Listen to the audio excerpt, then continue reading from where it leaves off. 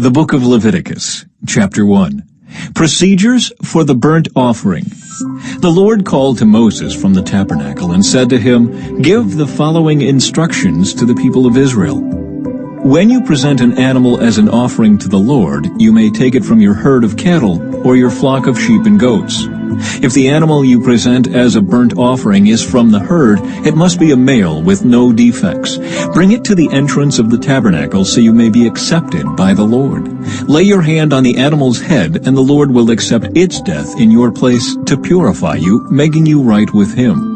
Then slaughter the young bull in the Lord's presence, and Aaron's sons, the priests, will present the animal's blood by splattering it against all sides of the altar that stands at the entrance to the tabernacle. Then skin the animal and cut it into pieces. The sons of Aaron the priest will build a wood fire on the altar. They will arrange the pieces of the offering, including the head and fat, on the wood burning on the altar. But the internal organs and the legs must first be washed with water. Then the priest will burn the entire sacrifice on the altar as a burnt offering. It is a special gift, a pleasing aroma to the Lord. If the animal you present as a burnt offering is from the flock, it may be either a sheep or a goat, but it must be a male with no defects. Slaughter the animal on the north side of the altar in the Lord's presence, and Aaron's sons, the priests, will splatter its blood against all sides of the altar. Then cut the animal in pieces, and the priests will arrange the pieces of the offering, including the head and fat, on the wood burning on the altar. But the internal organs and the legs must first be washed with water. Then the priest will burn the entire sacrifice on the altar as a burnt offering. It is a special gift, a pleasing aroma to the Lord. If you present a bird as a burnt offering to the Lord, choose either a turtle dove or a young pigeon. The priest will take the bird to the altar, wring off its head, and burn it on the altar. But first he must drain its blood against the side of the altar. The priest must also remove the crop and the feathers and throw them in the ashes on the east side of the altar. Then, grasping the bird by its wings, the priest will tear the bird open, but without tearing it apart. Then he will burn it as a burnt offering on the wood burning on the altar. It is a special gift, a pleasing aroma to the Lord.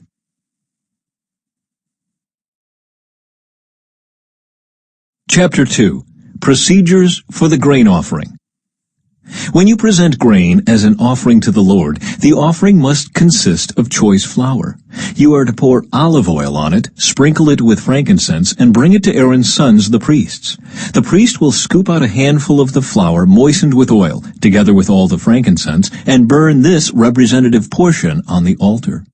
It is a special gift, a pleasing aroma to the Lord.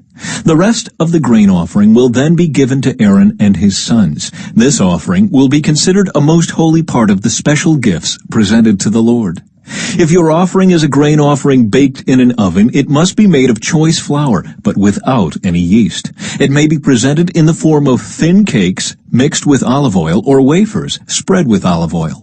If your grain offering is cooked on a griddle, it must be made of choice flour, mixed with olive oil, but without any yeast. Break it in pieces and pour olive oil on it. It is a grain offering. If your grain offering is prepared in a pan, it must be made of choice flour and olive oil. No matter how a grain offering for the Lord has been prepared, bring it to the priest, who will present it at the altar. The priest will take a representative portion of the grain offering and burn it on the altar. It is a special gift, a pleasing aroma to the Lord. The rest of the grain offering will then be given to Aaron and his sons as their food. This offering will be considered a most holy part of the special gifts presented to the Lord. Do not use yeast in preparing any of the grain offerings you present to the Lord, because no yeast or honey may be burned as a special gift presented to the Lord. You may add yeast and honey to an offering of the first crops of your harvest, but these must never be offered on the altar as a pleasing aroma to the Lord. Season all your grain offerings with salt to remind you of God's eternal covenant. Never forget to add salt to your grain offerings. If you present a grain offering to the Lord from the first portion of your harvest, bring fresh grain that is coarsely ground and roasted on a fire. Put olive oil on this grain offering and sprinkle it with frankincense. The priest will take a representative portion of the grain, moistened with oil, together with all the frankincense, and burn it as a special gift presented to the Lord.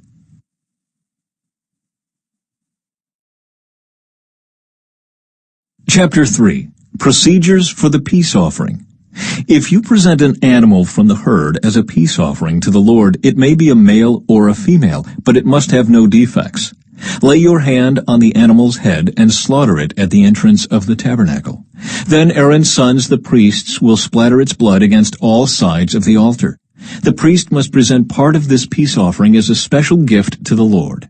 This includes all the fat around the internal organs, the 2 kidneys and the fat around them near the loins, and the long lobe of the liver.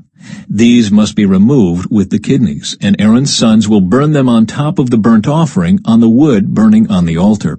It is a special gift, a pleasing aroma to the Lord. If you present an animal from the flock as a peace offering to the Lord, it may be a male or a female, but it must have no defects. If you present a sheep as your offering, bring it to the Lord, lay your hand on its head, and slaughter it in front of the tabernacle. Aaron's sons will then splatter the sheep's blood against all sides of the altar.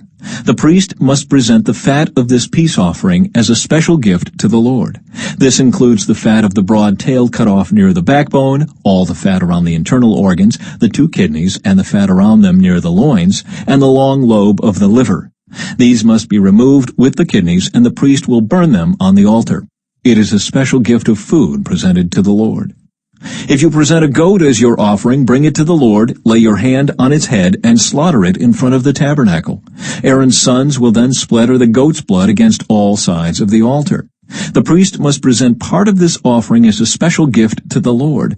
This includes all the fat around the internal organs, the 2 kidneys and the fat around them near the loins, and the long lobe of the liver. These must be removed with the kidneys, and the priest will burn them on the altar. It is a special gift of food, a pleasing aroma to the Lord. All the fat belongs to the Lord. You must never eat any fat or blood. This is a permanent law for you, and it must be observed from generation to generation, wherever you live. Chapter 4. Procedures for the Sin Offering. Then the Lord said to Moses, "Give the following instructions to the people of Israel. This is how you are to deal with those who sin unintentionally by doing anything that violates one of the Lord's commands. If the high priest sins, bringing guilt upon the entire community, he must give a sin offering for the sin he has committed. He must present to the Lord a young bull with no defects. He must bring the bull to the Lord at the entrance of the tabernacle, lay his hand on the bull's head, and slaughter it before the Lord. The high priest will then take some of the bull's blood into the tabernacle, dip his finger in the blood, and sprinkle it 7 times before the Lord in front of the inner curtain of the sanctuary. The priest will then put some of the blood on the horns of the altar for fragrant incense that stands in the Lord's presence inside the tabernacle. He will pour out the rest of the bull's blood at the base of the altar for burnt offerings at the entrance of the tabernacle. Then the priest must remove all the fat of the bull to be offered as a sin offering. This includes all the fat around the internal organs, the 2 kidneys and the fat around them near the loins, and the long lobe of the liver. He must remove these along with the kidneys, just as he does with cattle offered as a peace offering, and burn them on the altar of burnt offerings. But he must take whatever is left of the bull, its hide, meat, head, legs, internal organs, and dung, and carry it away to a place outside the camp that is ceremonially clean, the place where the ashes are dumped. There on the ash heap he will burn it on a wood fire. If the entire Israelite community sins by violating one of the Lord's commands, but the people don't realize it, they are still guilty. When they become aware of their sin, the people must bring a young bull as an offering for their sin and present it before the tabernacle. The elders of the community must then lay their hands on the bull's head and slaughter it before the Lord. The high priest will then take some of the bull's blood into the tabernacle, dip his finger in the blood, and sprinkle it 7 times before the Lord in front of the inner curtain. He will then put some of the blood on the horns of the altar for fragrant incense that stands in the Lord's presence inside the tabernacle. He will pour out the rest of the blood at the base of the altar for burnt offerings at the entrance of the tabernacle. Then the priest must remove all the animal's fat and burn it on the altar, just as he does with the bull offered as a sin offering for the high priest. Through this process, the priest will purify the people, making them right with the Lord, and they will be forgiven. Then the priest must take what is left of the bull and carry it outside the camp and burn it there, just as is done with the sin offering for the high priest. This offering is for the sin of the entire congregation of Israel. If one of Israel's leaders sins by violating one of the commands of the Lord his God, but doesn't realize it, he is still guilty. When he becomes aware of his sin, he must bring as his offering a male goat with no defects. He must lay his hand on the goat's head and slaughter it at the place where burnt offerings are slaughtered before the Lord. This is an offering for his sin. Then the priest will dip his finger in the blood of the sin offering and put it on the horns of the altar for burnt offerings. He will pour out the rest of the blood at the base of the altar. Then he must burn all the goat's fat on the altar, just as he does with the peace offering. Through this process, the priest will purify the leader from his sin, making him right with the Lord, and he will be forgiven. If any of the common people sin by violating one of the Lord's commands, but they don't realize it, they are still guilty. When they become aware of their sin, they must bring as an offering for their sin a female goat with no defects. They must lay a hand on the head of the sin offering and slaughter it at the place where burnt offerings are slaughtered. Then the priest will dip his finger in the blood and put it on the horns of the altar for burnt offerings. He will pour out the rest of the blood at the base of the altar. Then he must remove all the goat's fat, just as he does with the fat of the peace offering. He will burn the fat on the altar, and it will be a pleasing aroma to the Lord. Through this process, the priest will purify the people, making them right with the Lord, and they will be forgiven. If the people bring a sheep as their sin offering, it must be a female with no defects. They must lay a hand on the head of the sin offering and slaughter it at the place where burnt offerings are slaughtered. Then the priest will dip his finger in the blood of the sin offering and put it on the horns of the altar for burnt offerings. He will pour out the rest of the blood at the base of the altar. Then he must remove all the sheep's fat, just as he does with the fat of a sheep presented as a peace offering. He will burn the fat on the altar on top of the special gifts presented to the Lord. Through this process, the priest will purify the people from their sin, making them right with the Lord, and they will be forgiven.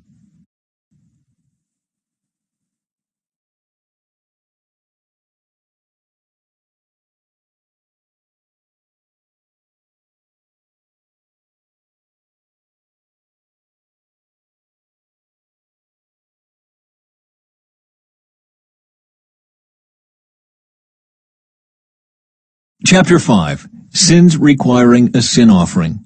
If you are called to testify about something you have seen or that you know about, it is sinful to refuse to testify, and you will be punished for your sin.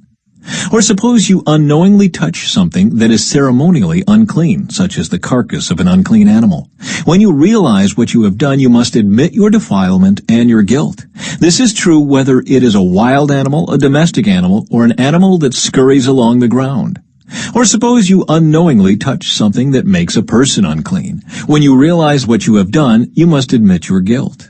Or suppose you make a foolish vow of any kind, whether its purpose is for good or for bad. When you realize its foolishness, you must admit your guilt.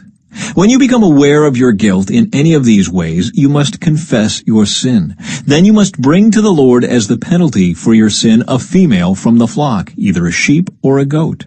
This is a sin offering with which the priest will purify you from your sin, making you right with the Lord. But if you cannot afford to bring a sheep, you may bring to the Lord 2 turtle doves, or 2 young pigeons, as the penalty for your sin. One of the birds will be for a sin offering, and the other for a burnt offering. You must bring them to the priest, who will present the first bird as the sin offering. He will wring its neck, but without severing its head from the body. Then he will sprinkle some of the blood of the sin offering against the sides of the altar, and the rest of the blood will be drained out at the base of the altar. This is an offering for sin. The priest will then prepare the second bird as a burnt offering, following all the procedures that have been prescribed. Through this process, the priest will purify you from your sin, making you right with the Lord, and you will be forgiven. If you cannot afford to bring 2 turtle doves or 2 young pigeons, you may bring 2 quarts of choice flour for your sin offering. Since it is an offering for sin, you must not moisten it with olive oil or put any frankincense on it. Take the flour to the priest, who will scoop out a handful as a representative portion. He will burn it on the altar on top of the special gifts presented to the Lord. It is an offering for sin. Through this process, the priest will purify those who are guilty of any of these sins, making them right with the Lord, and they will be forgiven. The rest of the flour will belong to the priest. just as with the grain offering. Procedures for the guilt offering. Then the Lord said to Moses, "If one of you commits a sin by unintentionally defiling the Lord's sacred property, you must bring a guilt offering to the Lord. The offering must be your own ram with no defects, or you may buy one of equal value with silver, as measured by the weight of the sanctuary shekel. You must make restitution for the sacred property you have harmed by paying for the loss, plus an additional 20%. When you give the payment to the priest, he will purify you with the ram sacrificed as a guilt offering, making you right with the Lord, and you will be forgiven. Suppose you sin by violating one of the Lord's commands. Even if you are unaware of what you have done, you are guilty and will be punished for your sin. For a guilt offering, you must bring to the priest your own ram with no defects, or you may buy one of equal value. Through this process, the priest will purify you from your unintentional sin, making you right with the Lord, and you will be forgiven. This is a guilt offering, for you have been guilty of an offense against the Lord."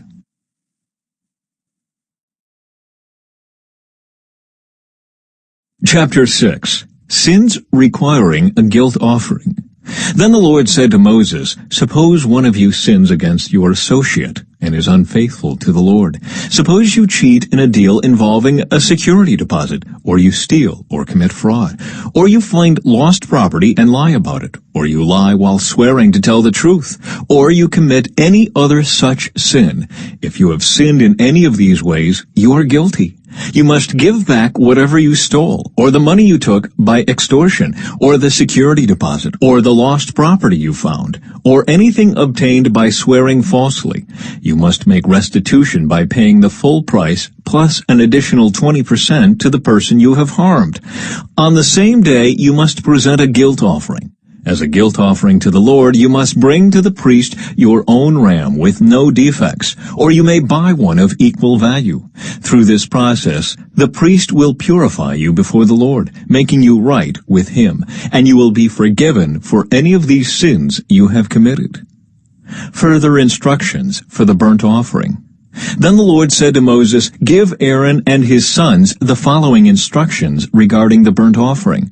The burnt offering must be left on top of the altar until the next morning, and the fire on the altar must be kept burning all night. In the morning, after the priest on duty has put on his official linen clothing and linen undergarments, he must clean out the ashes of the burnt offering and put them beside the altar. Then he must take off these garments, change back into his regular clothes, and carry the ashes outside the camp to a place that is ceremonially clean. Meanwhile, the fire on the altar must be kept burning. It must never go out. Each morning the priest will add fresh wood to the fire and arrange the burnt offering on it. He will then burn the fat of the peace offerings on it. Remember, the fire must be kept burning on the altar at all times. It must never go out." Further instructions for the grain offering. These are the instructions regarding the grain offering. Aaron's sons must present this offering to the Lord in front of the altar. The priest on duty will take from the grain offering a handful of the choice flour moistened with olive oil, together with all the frankincense. He will burn this representative portion on the altar as a pleasing aroma to the Lord. Aaron and his sons may eat the rest of the flour, but it must be baked without yeast and eaten in a sacred place within the courtyard of the tabernacle. Remember, it must never be prepared with yeast. I have given it to the priests as their share of the special gifts presented to me. Like the sin offering and the guilt offering, it is most holy. Any of Aaron's male descendants may eat from the special gifts presented to the Lord. This is their permanent right from generation to generation. Anyone or anything that touches these offerings will become holy. Procedures for the ordination offering.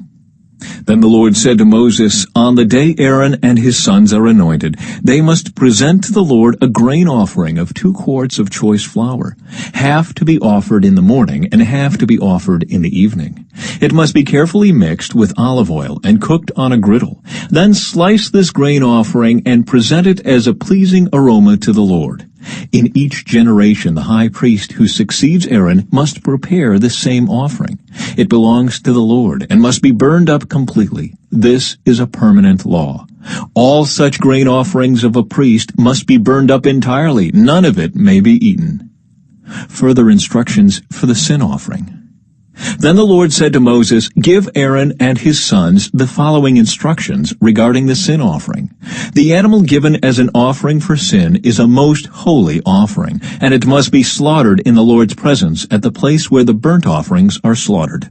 The priest who offers the sacrifice as a sin offering must eat his portion in a sacred place within the courtyard of the tabernacle. Anyone or anything that touches the sacrificial meat will become holy. If any of the sacrificial blood spatters on a person's clothing, the soiled garment must be washed in a sacred place. If a clay pot is used to boil the sacrificial meat, it must then be broken. If a bronze pot is used, it must be scoured and thoroughly rinsed with water. Any male from a priest's family may eat from this offering. It is most holy.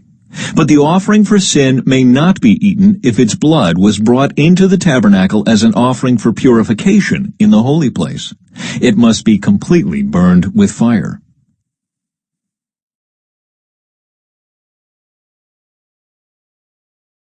Chapter 7.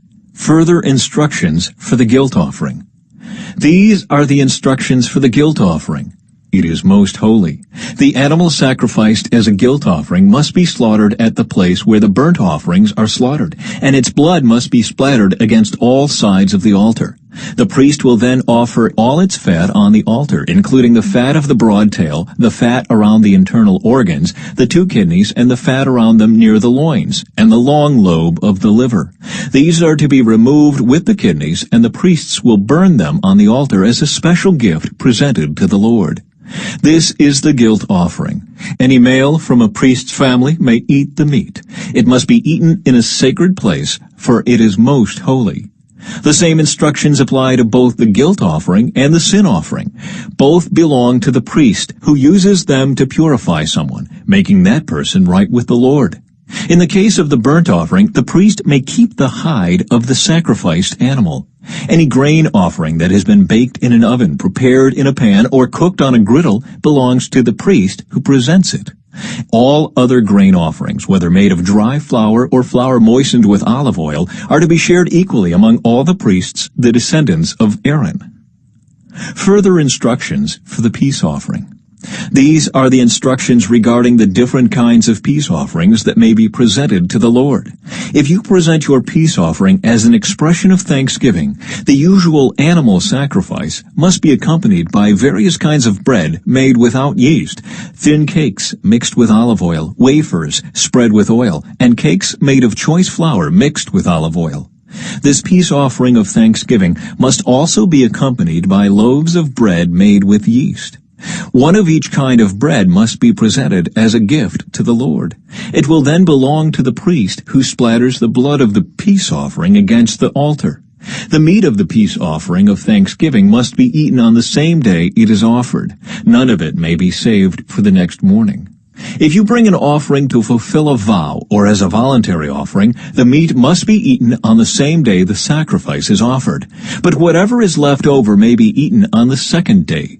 Any meat left over until the third day must be completely burned up.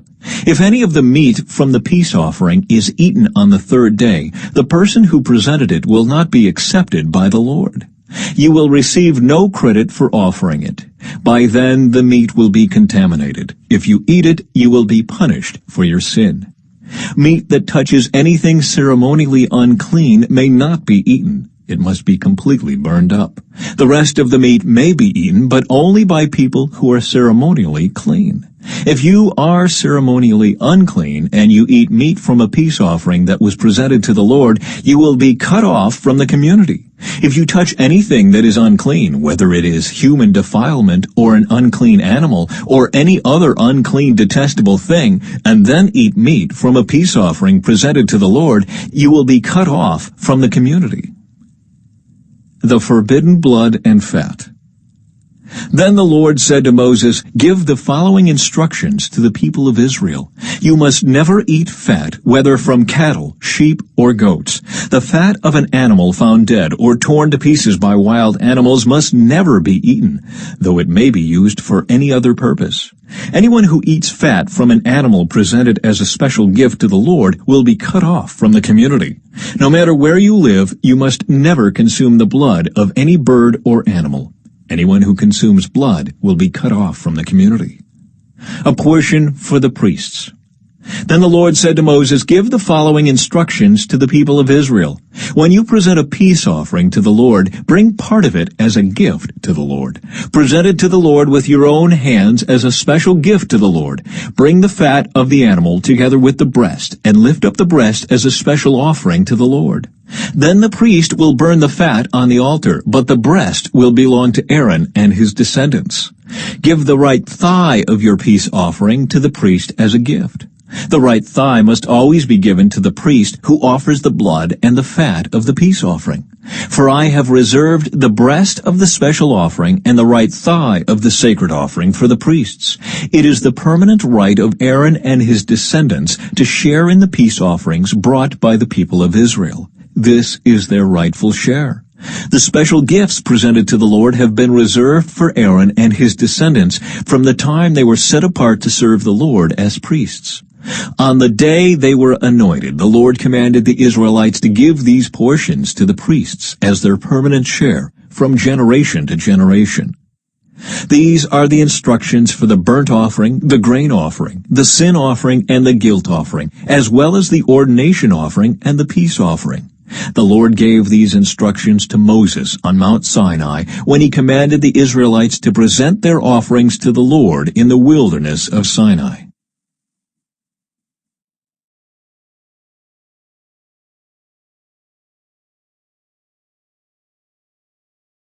Chapter 8. Ordination of the Priests. Then the Lord said to Moses, "Bring Aaron and his sons, along with their sacred garments, the anointing oil, the bowl for the sin offering, the 2 rams, and the basket of bread made without yeast, and call the entire community of Israel together at the entrance of the tabernacle." So Moses followed the Lord's instructions, and the whole community assembled at the tabernacle entrance. Moses announced to them, "This is what the Lord has commanded us to do." Then he presented Aaron and his sons and washed them with water. He put the official tunic on Aaron and tied the sash around his waist. He dressed him in the robe, placed the ephod on him, and attached the ephod securely with its decorative sash. Then Moses placed the chest piece on Aaron and put the Urim and the Thummim inside it. He placed the turban on Aaron's head and attached the gold medallion, the badge of holiness, to the front of the turban, just as the Lord had commanded him. Then Moses took the anointing oil and anointed the tabernacle and everything in it, making them holy. He sprinkled the oil on the altar 7 times, anointing it and all its utensils, as well as the wash basin and its stand, making them holy. Then he poured some of the anointing oil on Aaron's head, anointing him and making him holy for his work. Next, Moses presented Aaron's sons. He clothed them in their tunics, tied their sashes around them, and put their special head coverings on them, just as the Lord had commanded him. Then Moses presented the bull for the sin offering. Aaron and his sons laid their hands on the bull's head, and Moses slaughtered it. Moses took some of the blood, and with his finger he put it on the 4 horns of the altar to purify it. He poured out the rest of the blood at the base of the altar. Through this process he made the altar holy by purifying it. Then Moses took all the fat around the internal organs, the long lobe of the liver, and the 2 kidneys and the fat around them, and he burned it all on the altar. He took the rest of the bull, including its hide, meat, and dung, and burned it on a fire outside the camp, just as the Lord had commanded him. Then Moses presented the ram for the burnt offering. Aaron and his sons laid their hands on the ram's head, and Moses slaughtered it. Then Moses took the ram's blood and splattered it against all sides of the altar. Then he cut the ram into pieces, and he burned the head, some of its pieces, and the fat on the altar. After washing the internal organs and the legs with water, Moses burned the entire ram on the altar as a burnt offering. It was a pleasing aroma, a special gift presented to the Lord, just as the Lord had commanded him. Then Moses presented the other ram, which was the ram of ordination. Aaron and his sons laid their hands on the ram's head, and Moses slaughtered it. Then Moses took some of its blood and applied it to the lobe of Aaron's right ear, the thumb of his right hand, and the big toe of his right foot. Next Moses presented Aaron's sons and applied some of the blood to the lobes of their right ears, the thumbs of their right hands, and the big toes of their right feet. He then splattered the rest of the blood against all sides of the altar. Next Moses took the fat, including the fat of the broad tail, the fat around the internal organs, the long lobe of the liver, and the 2 kidneys and the fat around them, along with the right thigh. On top of these he placed a thin cake of bread made without yeast, a cake of bread mixed with olive oil, and a wafer spread with olive oil. All these were taken from the basket of bread made without yeast that was placed in the Lord's presence. He put all these in the hands of Aaron and his sons, and he lifted them up as a special offering to the Lord. Moses then took all the offerings back from them and burned them on the altar on top of the burnt offering. This was the ordination offering. It was a pleasing aroma, a special gift presented to the Lord. Then Moses took the breast and lifted it up as a special offering to the Lord. This was Moses' portion of the ram of ordination, just as the Lord had commanded him. Next Moses took some of the anointing oil and some of the blood that was on the altar, and he sprinkled them on Aaron and his garments, and on his sons and their garments. In this way he made Aaron and his sons and their garments holy. Then Moses said to Aaron and his sons, "Boil the remaining meat of the offerings at the tabernacle entrance, and eat it there, along with the bread that is in the basket of offerings for the ordination, just as I commanded when I said, Aaron and his sons will eat it. Any meat or bread that is left over must then be burned up. You must not leave the tabernacle entrance for 7 days, for that is when the ordination ceremony will be completed. Everything we have done today was commanded by the Lord in order to purify you, making you right with him. Now stay at the entrance of the tabernacle day and night for 7 days, and do everything the Lord requires. If you fail to do this, you will die. For this is what the Lord has commanded." So Aaron and his sons did everything the Lord had commanded through Moses.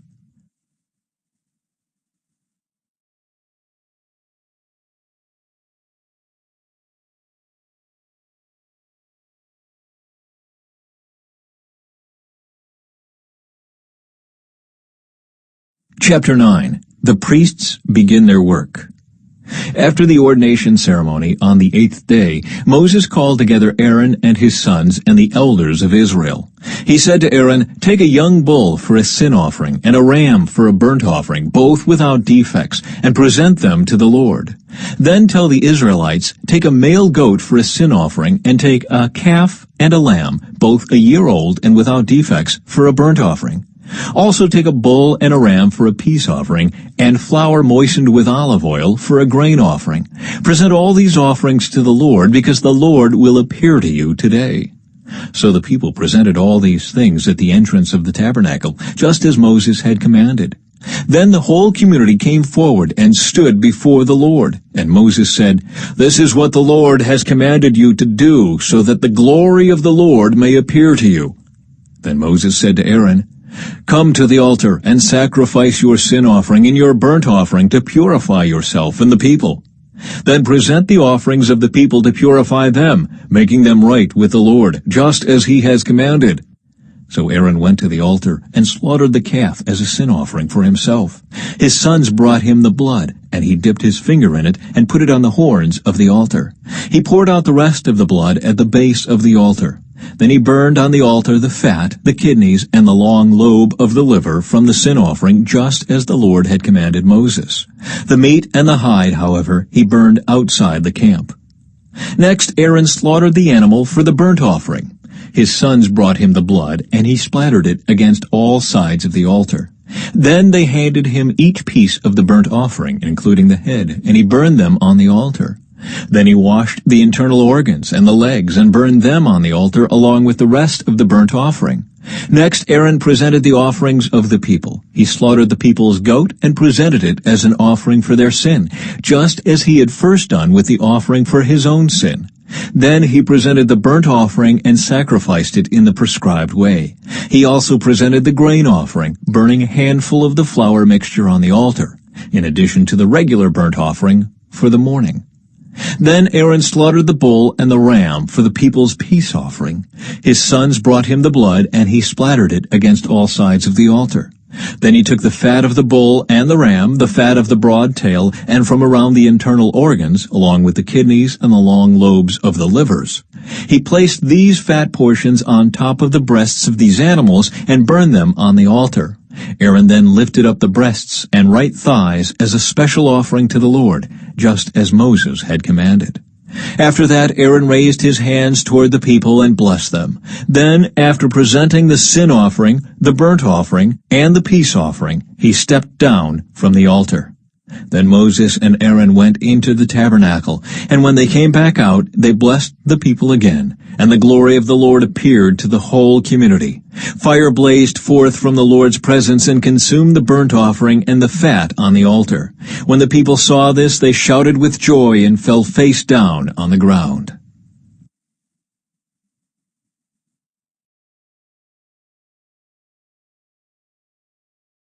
Chapter 10. The sin of Nadab and Abihu. Aaron's sons Nadab and Abihu put coals of fire in their incense burners and sprinkled incense over them. In this way they disobeyed the Lord by burning before him the wrong kind of fire, different than he had commanded. So fire blazed forth from the Lord's presence and burned them up, and they died there before the Lord. Then Moses said to Aaron, "This is what the Lord meant when he said, 'I will display my holiness through those who come near me. I will display my glory before all the people.'" And Aaron was silent. Then Moses called for Mishael and Elzaphan, Aaron's cousins, the sons of Aaron's uncle Uzziel. He said to them, "Come forward and carry away the bodies of your relatives from in front of the sanctuary to a place outside the camp." So they came forward and picked them up by their garments and carried them out of the camp, just as Moses had commanded. Then Moses said to Aaron and his sons Eleazar and Ithamar, "Do not show grief by leaving your hair uncombed or by tearing your clothes. If you do, you will die, and the Lord's anger will strike the whole community of Israel. However, the rest of the Israelites, your relatives, may mourn because of the Lord's fiery destruction of Nadab and Abihu. But you must not leave the entrance of the tabernacle, or you will die, for you have been anointed with the Lord's anointing oil." So they did as Moses commanded. Instructions for priestly conduct.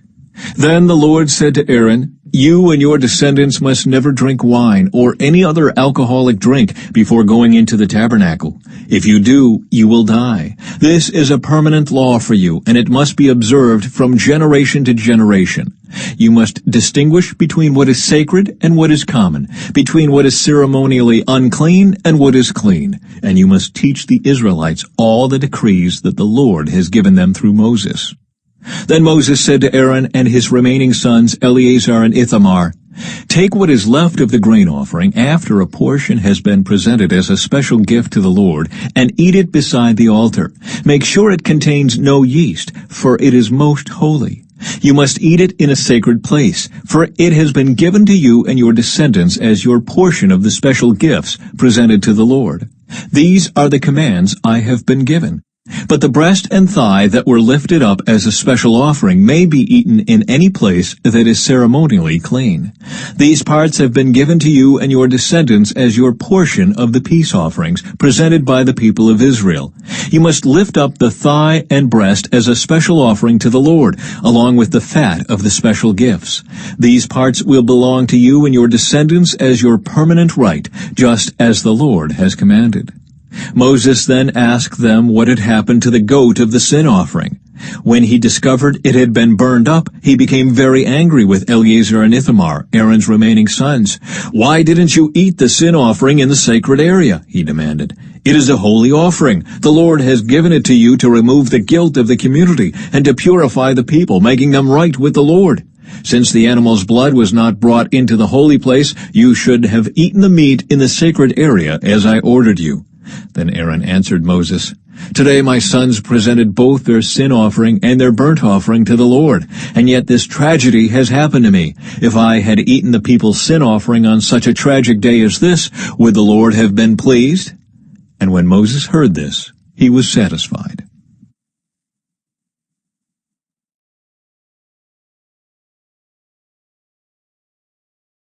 Chapter 11. Ceremonially clean and unclean animals. Then the Lord said to Moses and Aaron, "Give the following instructions to the people of Israel. Of all the land animals, these are the ones you may use for food. You may eat any animal that has completely split hooves and chews the cud. You may not, however, eat the following animals that have split hooves, or that chew the cud, but not both. The camel chews the cud, but does not have split hooves, so it is ceremonially unclean for you. The hyrax chews the cud, but does not have split hooves, so it is unclean.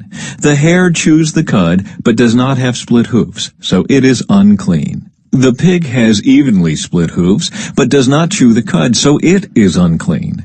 You may not eat the meat of these animals, or even touch their carcasses. They are ceremonially unclean for you. Of all the marine animals, these are ones you may use for food. You may eat anything from the water if it has both fins and scales, whether taken from salt water or from streams. But you must never eat animals from the sea or from rivers that do not have both fins and scales. They are detestable to you. This applies both to little creatures that live in shallow water and to all creatures that live in deep water. They will always be detestable to you. You must never eat their meat or even touch their dead bodies. Any marine animal that does not have both fins and scales is detestable to you. These are the birds that are detestable to you. You must never eat them: the griffin vulture, the bearded vulture, the black vulture, the kite, falcons of all kinds, ravens of all kinds, the eagle owl, the short-eared owl, the seagull, hawks of all kinds, the little owl, the cormorant, the great owl, the barn owl, the desert owl, the Egyptian vulture, the stork, herons of all kinds, the hoopoe, and the bat. You must not eat winged insects that walk along the ground. They are detestable to you. You may, however, eat winged insects that walk along the ground and have jointed legs so they can jump. The insects you are permitted to eat include all kinds of locusts, bald locusts, crickets, and grasshoppers. All other winged insects that walk along the ground are detestable to you. The following creatures will make you ceremonially unclean. If any of you touch their carcasses, you will be defiled until evening. If you pick up their carcasses, you must wash your clothes, and you will remain defiled until evening. Any animal that has split hooves that are not evenly divided, or that does not chew the cud, is unclean for you. If you touch the carcass of such an animal, you will be defiled. Of the animals that walk on all fours, those that have paws are unclean. If you touch the carcass of such an animal, you will be defiled until evening. If you pick up its carcass, you must wash your clothes, and you will remain defiled until evening. These animals are unclean for you. Of the small animals that scurry along the ground, these are unclean for you: the mole rat, the rat, large lizards of all kinds, the gecko, the monitor lizard, the common lizard, the sand lizard, and the chameleon. All these small animals are unclean for you. If any of you touch the dead body of such an animal, you will be defiled until evening. If such an animal dies and falls on something, that object will be unclean. This is true whether the object is made of wood, cloth, leather, or burlap. Whatever its use, you must dip it in water, and it will remain defiled until evening. After that, it will be ceremonially clean and may be used again. If such an animal falls into a clay pot, everything in the pot will be defiled, and the pot must be smashed. If the water from such a container spills on any food, the food will be defiled, and any beverage in such a container will be defiled. Any object on which the carcass of such an animal falls will be defiled. If it is an oven or hearth, it must be destroyed, for it is defiled, and you must treat it accordingly. However, if the carcass of such an animal falls into a spring or a cistern, the water will still be clean, but anyone who touches the carcass will be defiled. If the carcass falls on seed grain to be planted in the field, the seed will still be considered clean. But if the seed is wet when the carcass falls on it, the seed will be defiled. If an animal you are permitted to eat dies, and you touch its carcass, you will be defiled until evening. If you eat any of its meat or carry away its carcass, you must wash your clothes, and you will remain defiled until evening. All small animals that scurry along the ground are detestable, and you must never eat them. This includes all animals that slither along on their bellies, as well as those with 4 legs and those with many feet. All such animals that scurry along the ground are detestable, and you must never eat them. Do not defile yourselves by touching them. You must not make yourselves ceremonially unclean because of them. For I am the Lord your God. You must consecrate yourselves and be holy, because I am holy. So do not defile yourselves with any of these small animals that scurry along the ground. For I, the Lord, am the one who brought you up from the land of Egypt, that I might be your God. Therefore you must be holy, because I am holy. These are the instructions regarding land animals, birds, marine creatures, and animals that scurry along the ground. By these instructions you will know what is unclean and clean, and which animals may be eaten and which may not be eaten.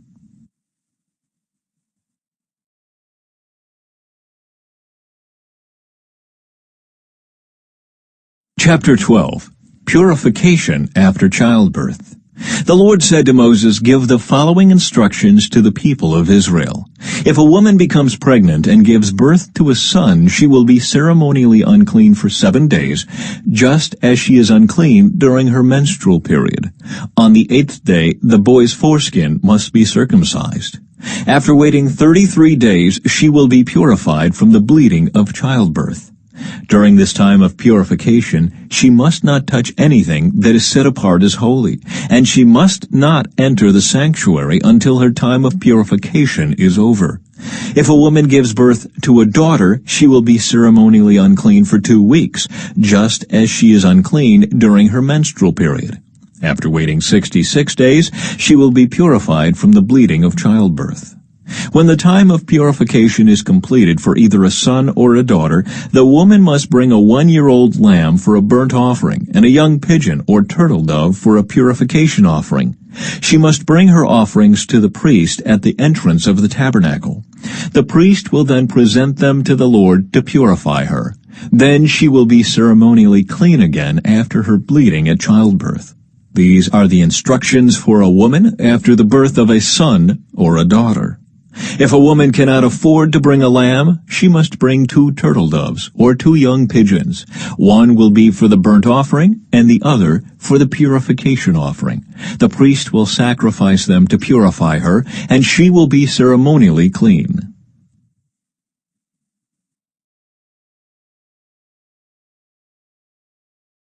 Chapter 13. Serious Skin Diseases. The Lord said to Moses and Aaron, "If anyone has a swelling or a rash or discolored skin that might develop into a serious skin disease, that person must be brought to Aaron the priest or to one of his sons. The priest will examine the affected area of the skin. If the hair in the affected area has turned white and the problem appears to be more than skin deep, it is a serious skin disease, and the priest who examines it must pronounce the person ceremonially unclean. But if the affected area of the skin is only a white discoloration and does not appear to be more than skin deep, and if the hair on the spot has not turned white, the priest will quarantine the person for 7 days. On the 7th day, the priest will make another examination. If he finds the affected area has not changed and the problem has not spread on the skin, the priest will quarantine the person for 7 more days. On the 7th day, the priest will make another examination. If he finds the affected area has faded and has not spread, the priest will pronounce the person ceremonially clean. It was only a rash. The person's clothing must be washed, and the person will be ceremonially clean. But if the rash continues to spread after the person has been examined by the priest and has been pronounced clean, the infected person must return to be examined again. If the priest finds that the rash has spread, he must pronounce the person ceremonially unclean, for it is indeed a skin disease. Anyone who develops a serious skin disease must go to the priest for an examination. If the priest finds a white swelling on the skin, and some hair on the spot has turned white, and there is an open sore in the affected area, it is a chronic skin disease, and the priest must pronounce the person ceremonially unclean.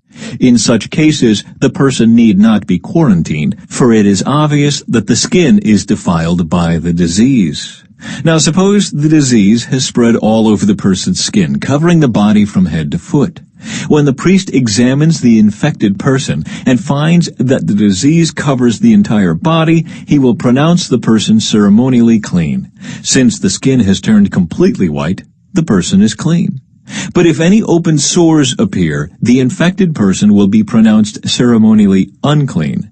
The priest must make this pronouncement as soon as he sees an open sore, since open sores indicate the presence of a skin disease. However, if the open sores heal and turn white like the rest of the skin, the person must return to the priest for another examination. If the affected areas have indeed turned white, the priest will then pronounce the person ceremonially clean by declaring, "You are clean." If anyone has a boil on the skin that has started to heal, but a white swelling or a reddish-white spot develops in its place, that person must go to the priest to be examined.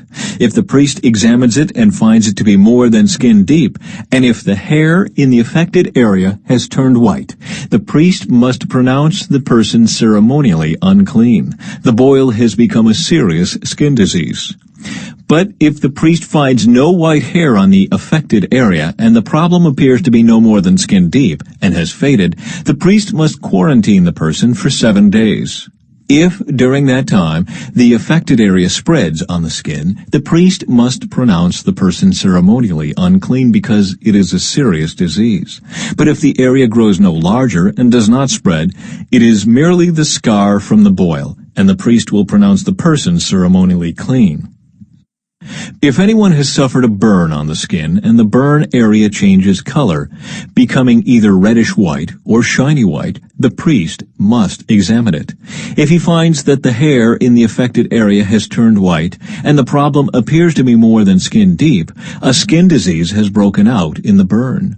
The priest must then pronounce the person ceremonially unclean, for it is clearly a serious skin disease. But if the priest finds no white hair on the affected area, and the problem appears to be no more than skin deep and has faded, the priest must quarantine the infected person for 7 days. On the 7th day, the priest must examine the person again. If the affected area has spread on the skin, the priest must pronounce that person ceremonially unclean, for it is clearly a serious skin disease. But if the affected area has not changed or spread on the skin and has faded, it is simply a swelling from the burn. The priest will then pronounce the person ceremonially clean, for it is only the scar from the burn. If anyone, either a man or woman, has a sore on the head or chin, the priest must examine it.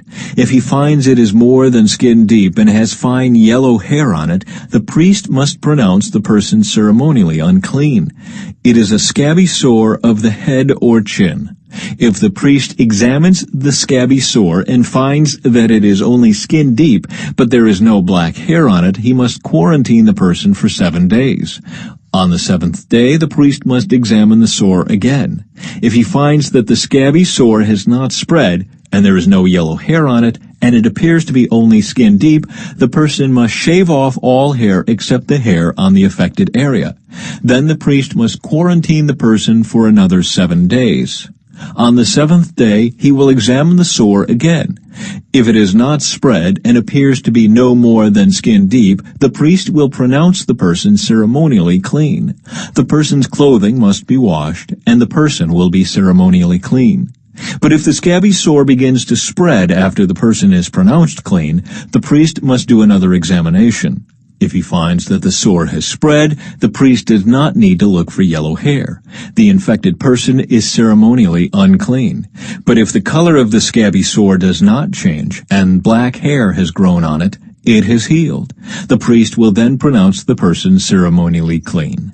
If anyone, either a man or woman, has shiny white patches on the skin, the priest must examine the affected area. If he finds that the shiny patches are only pale white, this is a harmless skin rash, and the person is ceremonially clean. If a man loses his hair and his head becomes bald, he is still ceremonially clean. And if he loses hair on his forehead, he simply has a bald forehead. He is still clean. However, if a reddish-white sore appears on the bald area at the top or back of his head, this is a skin disease.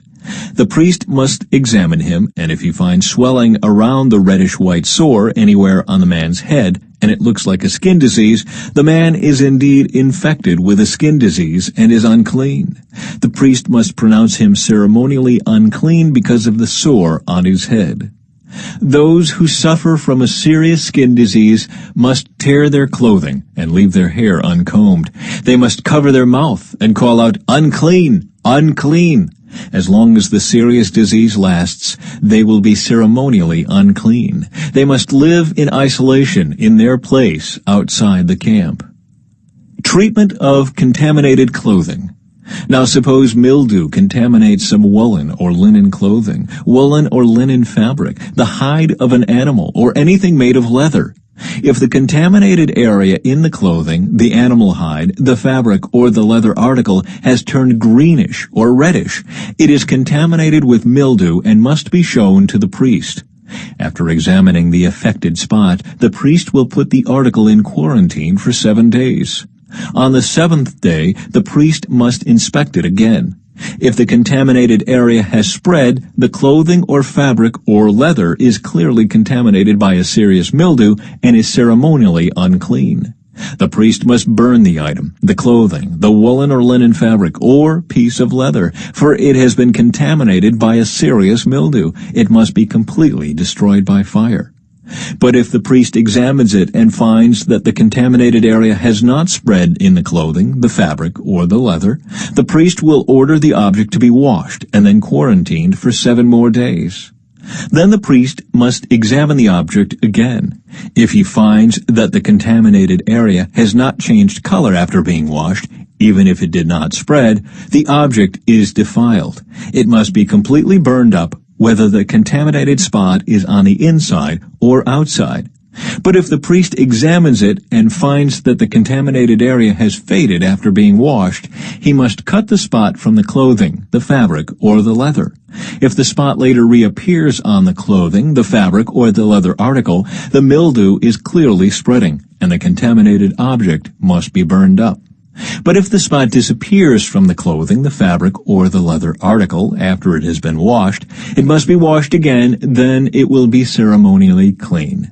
These are the instructions for dealing with mildew that contaminates woolen or linen clothing or fabric or anything made of leather. This is how the priest will determine whether these items are ceremonially clean or unclean.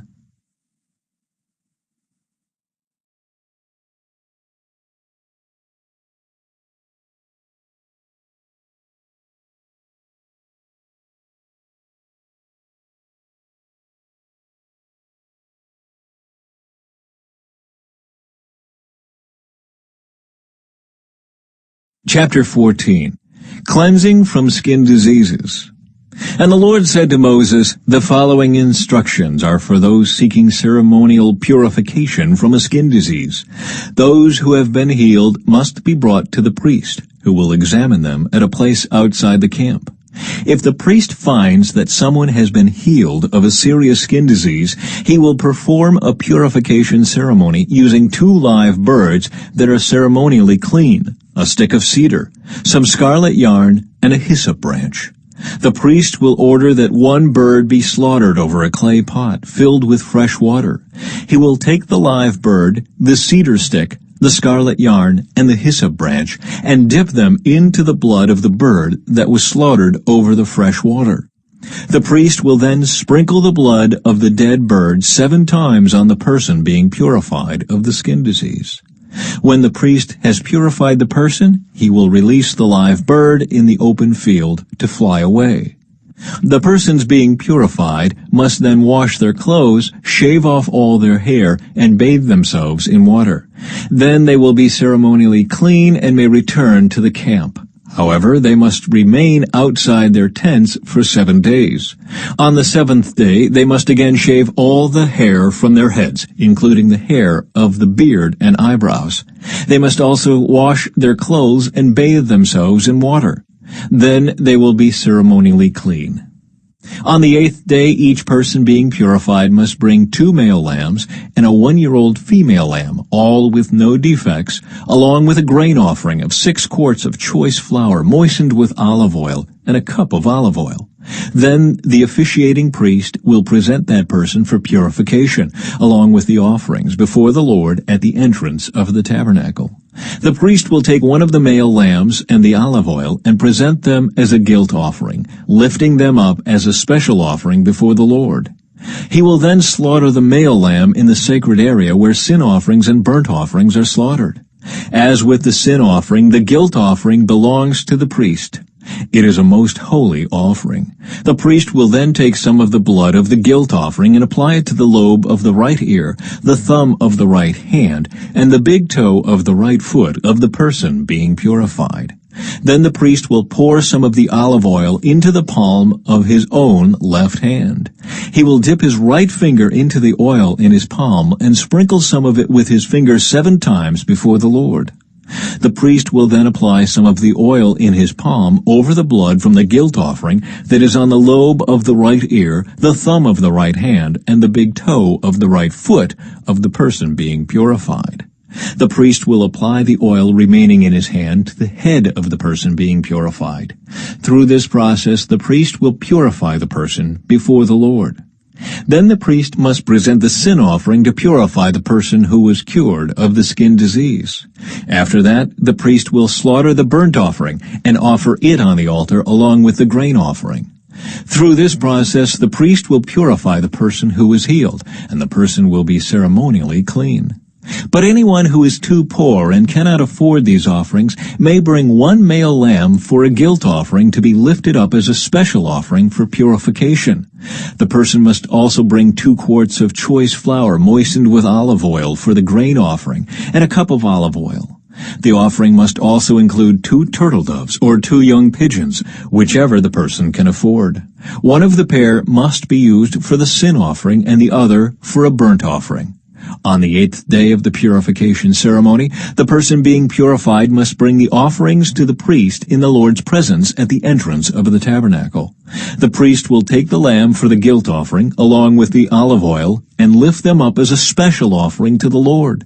Then the priest will slaughter the lamb for the guilt offering. He will take some of its blood and apply it to the lobe of the right ear, the thumb of the right hand, and the big toe of the right foot of the person being purified. The priest will also pour some of the olive oil into the palm of his own left hand. He will dip his right finger into the oil in his palm and sprinkle some of it 7 times before the Lord. The priest will then apply some of the oil in his palm over the blood from the guilt offering that is on the lobe of the right ear, the thumb of the right hand, and the big toe of the right foot of the person being purified. The priest will apply the oil remaining in his hand to the head of the person being purified. Through this process, the priest will purify the person before the Lord. Then the priest will offer the 2 turtle doves, or the 2 young pigeons, whichever the person can afford. One of them is for a sin offering, and the other for a burnt offering, to be presented along with the grain offering. Through this process, the priest will purify the person before the Lord. These are the instructions for purification for those who have recovered from a serious skin disease, but who cannot afford to bring the offerings normally required for the ceremony of purification. Treatment of contaminated houses. Then the Lord said to Moses and Aaron, "When you arrive in Canaan, the land I am giving you as your own possession, I may contaminate some of the houses in your land with mildew. The owner of such a house must then go to the priest and say, "It appears that my house has some kind of mildew." Before the priest goes in to inspect the house, he must have the house emptied so nothing inside will be pronounced ceremonially unclean. Then the priest will go in and examine the mildew on the walls. If he finds greenish or reddish streaks and the contamination appears to go deeper than the wall's surface, the priest will step outside the door and put the house in quarantine for 7 days. On the 7th day, the priest must return for another inspection. If he finds that the mildew on the walls of the house has spread, the priest must order that the stones from those areas be removed. The contaminated material will then be taken outside the town to an area designated as ceremonially unclean. Next, the inside walls of the entire house must be scraped thoroughly and the scrapings dumped in the unclean place outside the town. Other stones will be brought in to replace the ones that were removed, and the walls will be replastered. But if the mildew reappears after all the stones have been replaced and the house has been scraped and replastered, the priest must return and inspect the house again. If he finds that the mildew has spread, the walls are clearly contaminated with a serious mildew and the house is defiled. It must be torn down and all its stones, timbers, and plaster must be carried out of town to the place designated as ceremonially unclean. Those who enter the house during the period of quarantine will be ceremonially unclean until evening, and all who sleep or eat in the house must wash their clothing. But if the priest returns for his inspection and finds that the mildew has not reappeared in the house after the fresh plastering, he will pronounce it clean because the mildew is clearly gone. To purify the house, the priest must take 2 birds, a stick of cedar, some scarlet yarn, and a hyssop branch. He will slaughter one of the birds over a clay pot filled with fresh water. He will take the cedar stick, the hyssop branch, the scarlet yarn, and the live bird, and dip them into the blood of the slaughtered bird and into the fresh water. Then he will sprinkle the house 7 times. When the priest has purified the house in exactly this way, he will release the live bird in the open fields outside the town. Through this process, the priest will purify the house, and it will be ceremonially clean. These are the instructions for dealing with serious skin diseases, including scabby sores, and mildew, whether on clothing or in a house, and a swelling on the skin, a rash, or discolored skin. This procedure will determine whether a person or object is ceremonially clean or unclean. These are the instructions regarding skin diseases and mildew.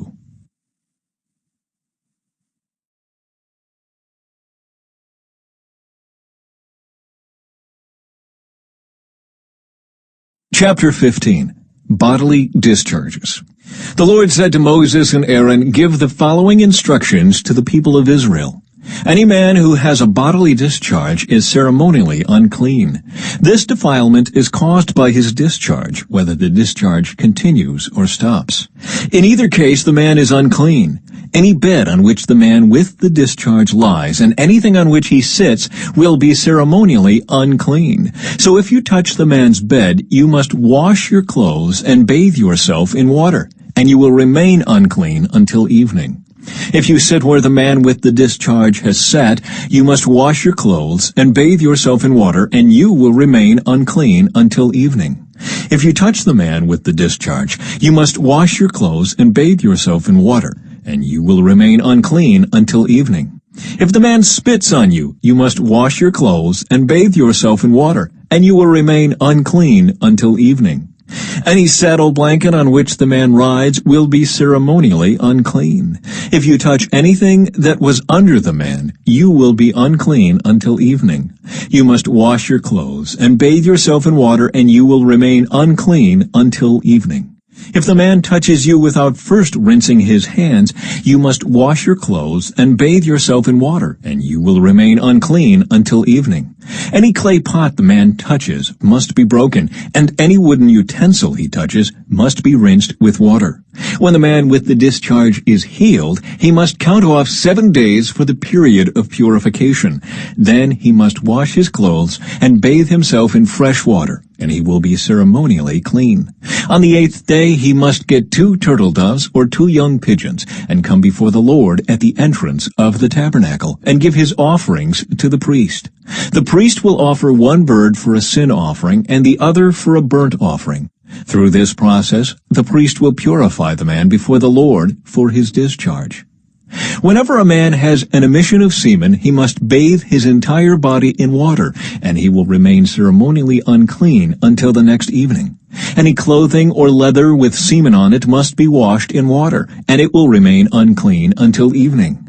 After a man and a woman have sexual intercourse, they must each bathe in water, and they will remain unclean until the next evening. Whenever a woman has her menstrual period, she will be ceremonially unclean for 7 days. Anyone who touches her during that time will be unclean until evening. Anything on which the woman lies or sits during the time of her period will be unclean. If any of you touch her bed, you must wash your clothes and bathe yourself in water, and you will remain unclean until evening. If you touch any object she has sat on, you must wash your clothes and bathe yourself in water, and you will remain unclean until evening. This includes her bed or any other object she has sat on. You will be unclean until evening if you touch it. If a man has sexual intercourse with her and her blood touches him, her menstrual impurity will be transmitted to him. He will remain unclean for 7 days, and any bed on which he lies will be unclean. If a woman has a flow of blood for many days that is unrelated to her menstrual period, or if the blood continues beyond the normal period, she is ceremonially unclean. As during her menstrual period, the woman will be unclean as long as the discharge continues. Any bed she lies on and any object she sits on during that time will be unclean, just as during her normal menstrual period. If any of you touch these things, you will be ceremonially unclean. You must wash your clothes and bathe yourself in water, and you will remain unclean until evening. When the woman's bleeding stops, she must count off 7 days. Then she will be ceremonially clean. On the 8th day, she must bring 2 turtle doves or 2 young pigeons and present them to the priest at the entrance of the tabernacle. The priest will offer one for a sin offering and the other for a burnt offering. Through this process, the priest will purify her before the Lord for the ceremonial impurity caused by her bleeding. This is how you will guard the people of Israel from ceremonial uncleanness. Otherwise they would die, for their impurity would defile my tabernacle that stands among them. These are the instructions for dealing with anyone who has a bodily discharge, a man who is unclean because of an emission of semen, or a woman during her menstrual period. It applies to any man or woman who has a bodily discharge, and to a man who has sexual intercourse with a woman who is ceremonially unclean.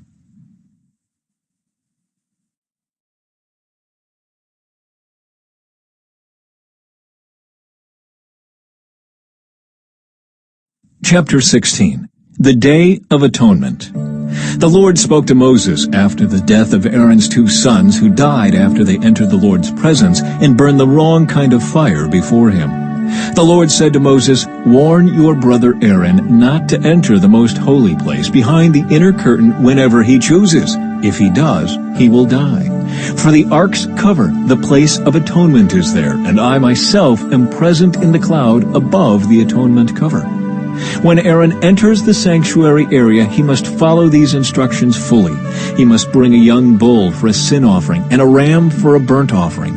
He must put on his linen tunic and the linen undergarments worn next to his body. He must tie the linen sash around his waist and put the linen turban on his head. These are sacred garments, so he must bathe himself in water before he puts them on.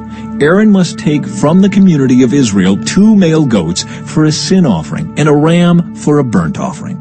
Aaron will present his own bull as a sin offering to purify himself and his family, making them right with the Lord. Then he must take the 2 male goats and present them to the Lord at the entrance of the tabernacle. He is to cast sacred lots to determine which goat will be reserved as an offering to the Lord and which will carry the sins of the people to the wilderness of Azazel. Aaron will then present as a sin offering the goat chosen by lot for the Lord. The other goat, the scapegoat chosen by lot to be sent away, will be kept alive, standing before the Lord.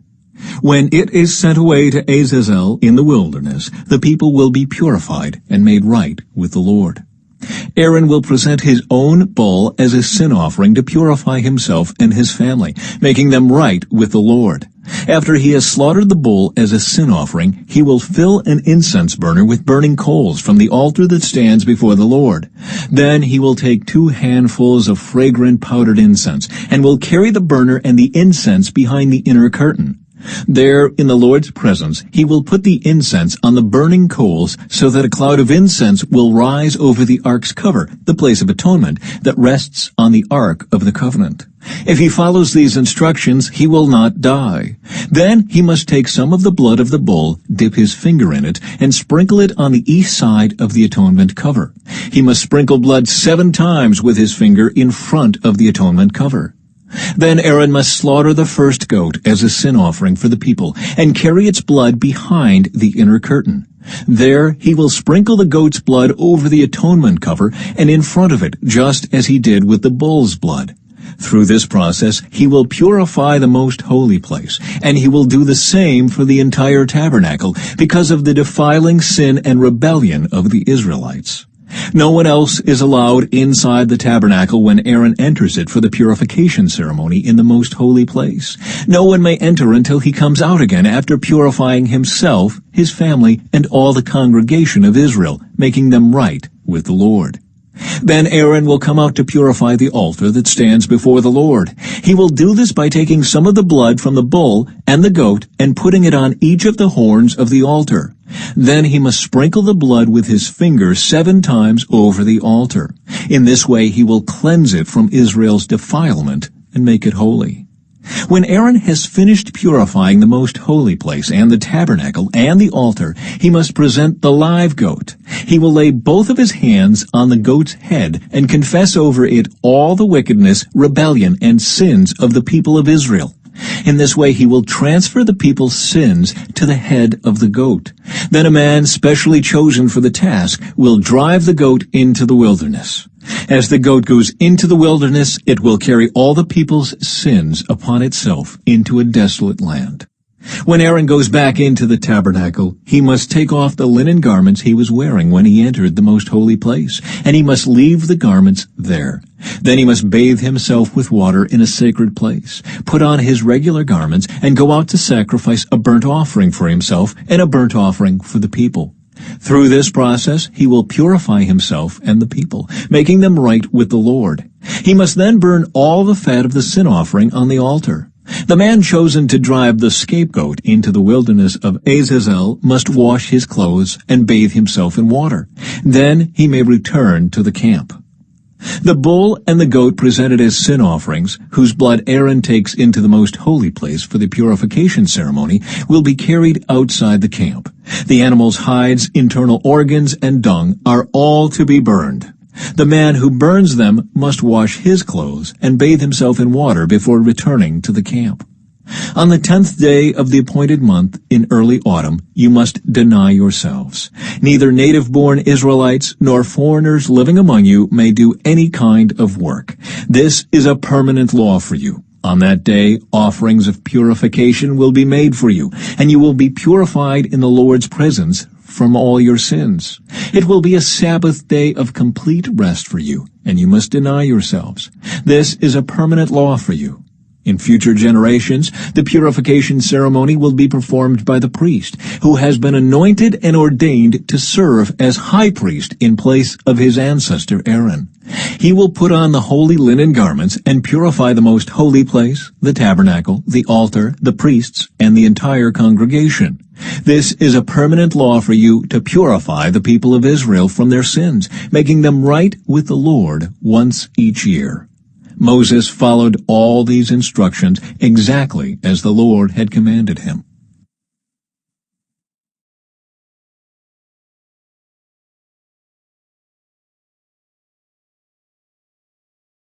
Chapter 17.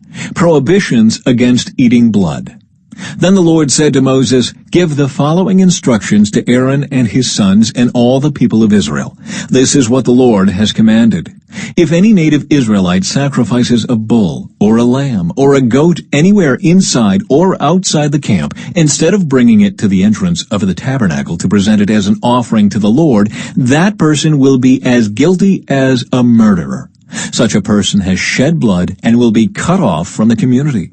The purpose of this rule is to stop the Israelites from sacrificing animals in the open fields. It will ensure that they bring their sacrifices to the priest at the entrance of the tabernacle so he can present them to the Lord as peace offerings. Then the priest will be able to splatter the blood against the Lord's altar at the entrance of the tabernacle, and he will burn the fat as a pleasing aroma to the Lord. The people must no longer be unfaithful to the Lord by offering sacrifices to the goat idols. This is a permanent law for them to be observed from generation to generation. Give them this command as well. If any native Israelite or foreigner living among you offers a burnt offering or a sacrifice, but does not bring it to the entrance of the tabernacle to offer it to the Lord, that person will be cut off from the community. And if any native Israelite or foreigner living among you eats or drinks blood in any form, I will turn against that person and cut him off from the community of your people. For the life of the body is in its blood. I have given you the blood on the altar to purify you, making you right with the Lord. It is the blood given in exchange for a life that makes purification possible. That is why I have said to the people of Israel, you must never eat or drink blood, neither you nor the foreigners living among you. And if any native Israelite or foreigner living among you goes hunting and kills an animal or bird that is approved for eating, he must drain its blood and cover it with earth. The life of every creature is in its blood. That is why I have said to the people of Israel, you must never eat or drink blood, for the life of any creature is in its blood. So whoever consumes blood will be cut off from the community. And if any native-born Israelites or foreigners eat the meat of an animal that died naturally or was torn up by wild animals, they must wash their clothes and bathe themselves in water. They will remain ceremonially unclean until evening, but then they will be clean. But if they do not wash their clothes and bathe themselves, they will be punished for their sin.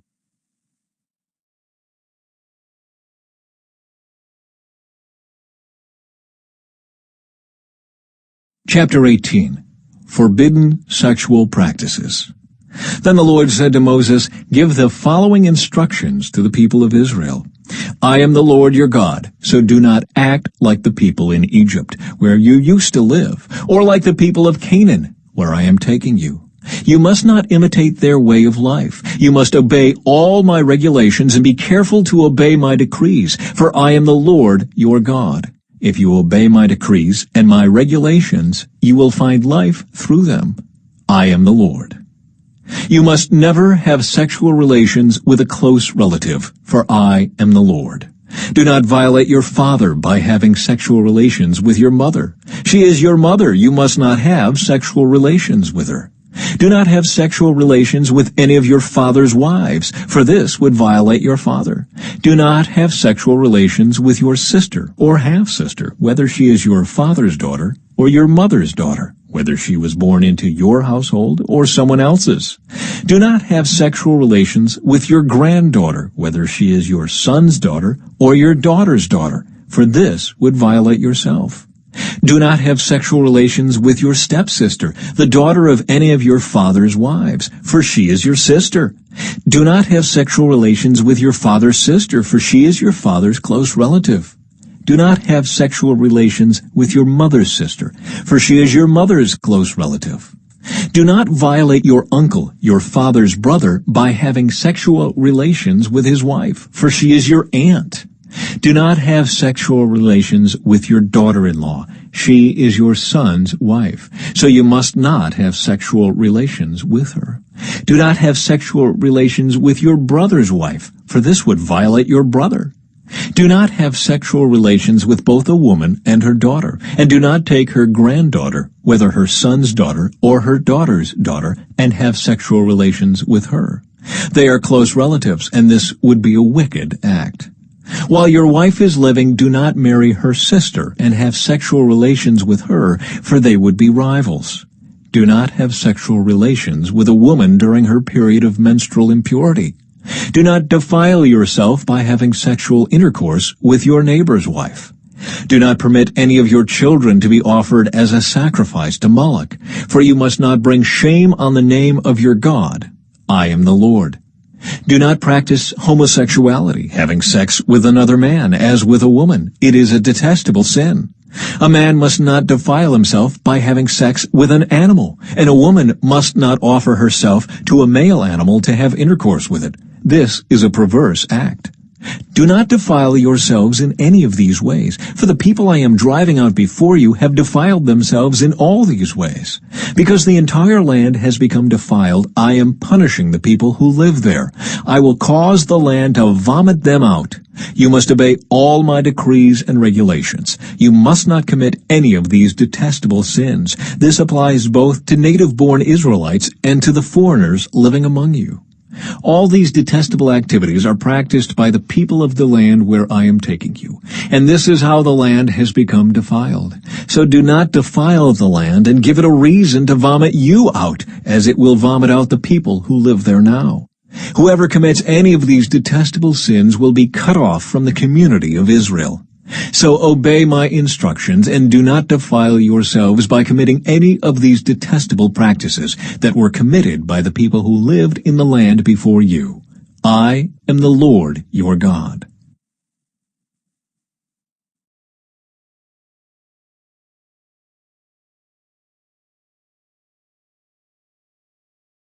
Chapter 19. Holiness in personal conduct. The Lord also said to Moses, "Give the following instructions to the entire community of Israel. You must be holy because I, the Lord your God, am holy. Each of you must show great respect for your mother and father, and you must always observe my Sabbath days of rest. I am the Lord your God. Do not put your trust in idols or make metal images of gods for yourselves. I am the Lord your God. When you sacrifice a peace offering to the Lord, offer it properly so you will be accepted by God. The sacrifice must be eaten on the same day you offer it or on the next day. Whatever is left over until the third day must be completely burned up.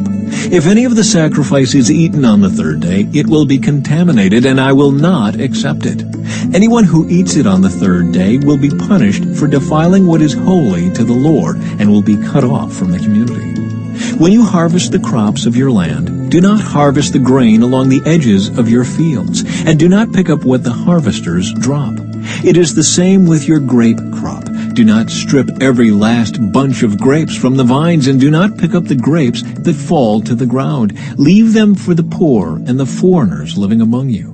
I am the Lord your God. Do not steal. Do not deceive or cheat one another. Do not bring shame on the name of your God by using it to swear falsely. I am the Lord.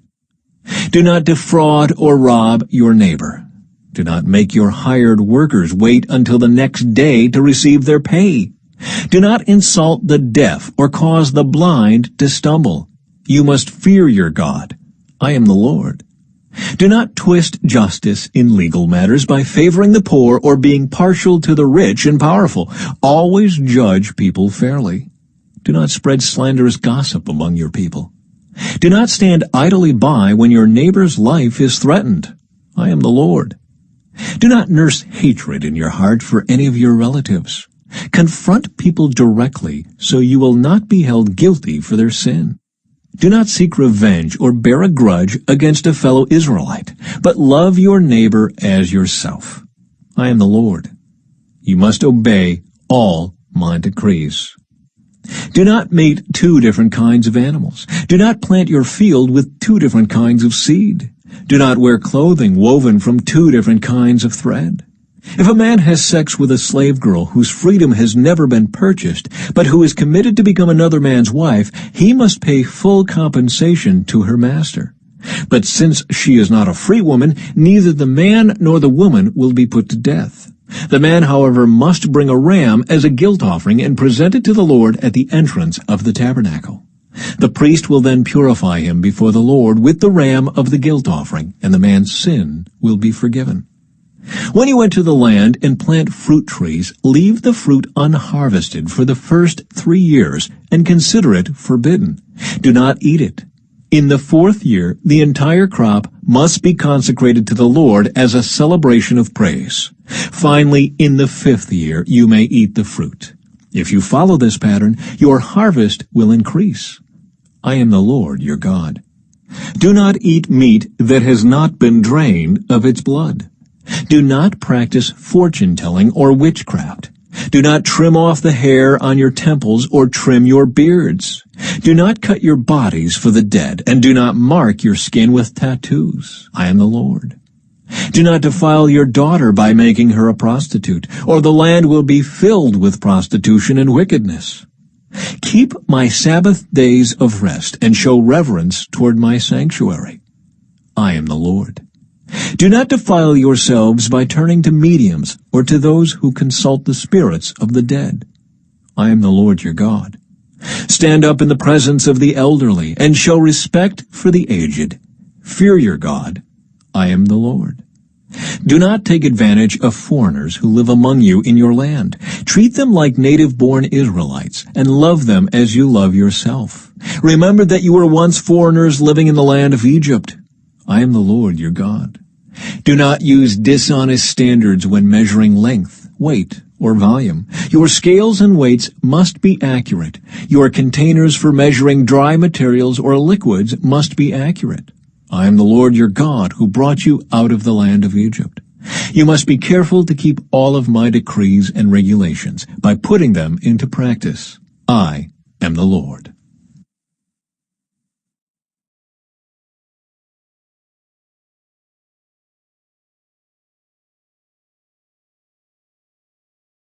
Chapter 20. Punishments for Disobedience.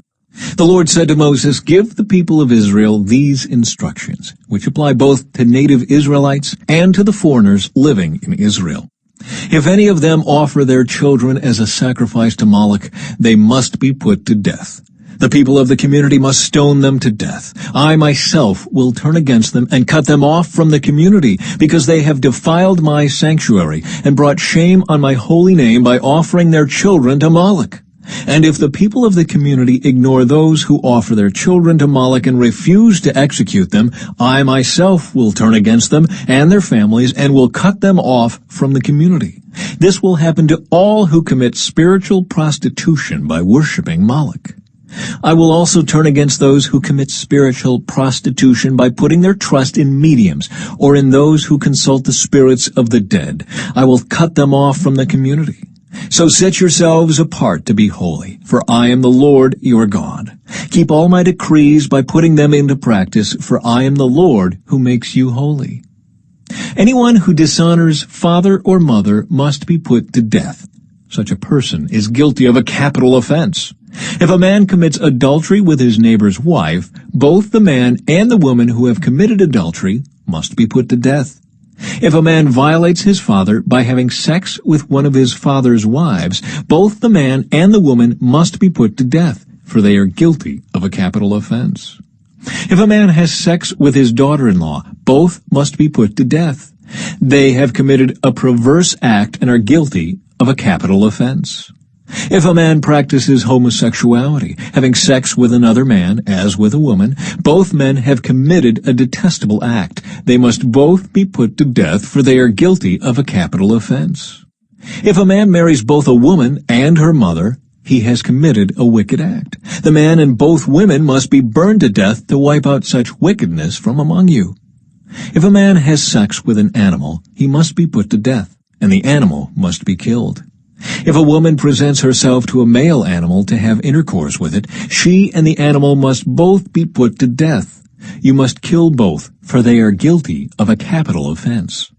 If a man marries his sister, the daughter of either his father or his mother, and they have sexual relations, it is a shameful disgrace. They must be publicly cut off from the community. Since the man has violated his sister, he will be punished for his sin. If a man has sexual relations with a woman during her menstrual period, both of them must be cut off from the community, for together they have exposed the source of her blood flow.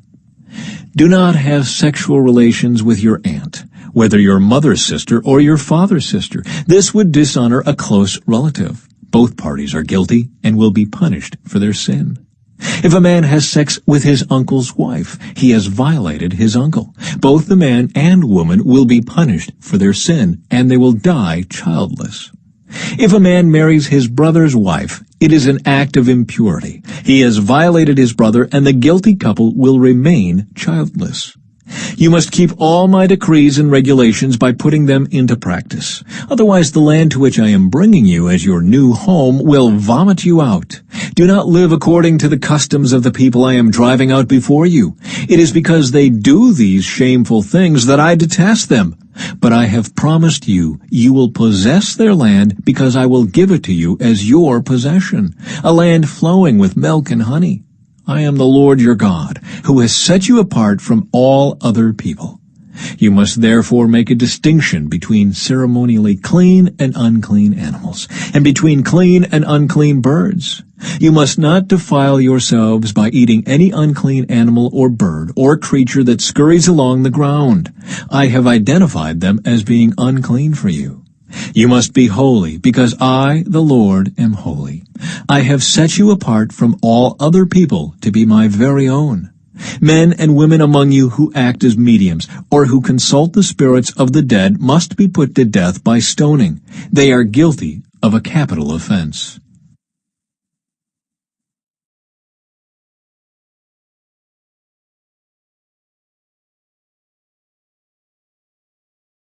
Chapter 21.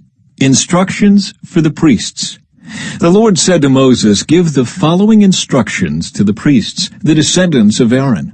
A priest must not make himself ceremonially unclean by touching the dead body of a relative. The only exceptions are his closest relatives, his mother or father, son or daughter, brother, or his virgin sister who depends on him because she has no husband. But a priest must not defile himself and make himself unclean for someone who is related to him only by marriage. The priests must not shave their heads or trim their beards or cut their bodies. They must be set apart as holy to their God and must never bring shame on the name of God. They must be holy, for they are the ones who present the special gifts to the Lord, gifts of food for their God. Priests may not marry a woman defiled by prostitution, and they may not marry a woman who is divorced from her husband, for the priests are set apart as holy to their God. You must treat them as holy because they offer up food to your God. You must consider them holy because I, the Lord, am holy, and I make you holy. If a priest's daughter defiles herself by becoming a prostitute, she also defiles her father's holiness, and she must be burned to death. The high priest has the highest rank of all the priests. The anointing oil has been poured on his head, and he has been ordained to wear the priestly garments. He must never leave his hair uncombed or tear his clothing. He must not defile himself by going near a dead body. He may not make himself ceremonially unclean, even for his father or mother. He must not defile the sanctuary of his God by leaving it to attend to a dead person, for he has been made holy by the anointing oil of his God. I am the Lord. The high priest may marry only a virgin. He may not marry a widow, a woman who is divorced, or a woman who has defiled herself by prostitution. She must be a virgin from his own clan, so that he will not dishonor his descendants among his clan. For I am the Lord who makes him holy. Then the Lord said to Moses, "Give the following instructions to Aaron. In all future generations, none of your descendants who has any defect will qualify to offer food to his God. No one who has a defect qualifies, whether he is blind, lame, disfigured, deformed, or has a broken foot or arm, or is hunchbacked or dwarfed, or has a defective eye, or skin sores, or scabs, or damaged testicles. No descendant of Aaron who has a defect may approach the altar to present special gifts to the Lord. Since he has a defect, he may not approach the altar to offer food to his God. However, he may eat from the food offered to God, including the holy offerings and the most holy offerings. Yet because of his physical defect, he may not enter the room behind the inner curtain or approach the altar, for this would defile my holy places. I am the Lord who makes them holy. So Moses gave these instructions to Aaron and his sons and to all the Israelites.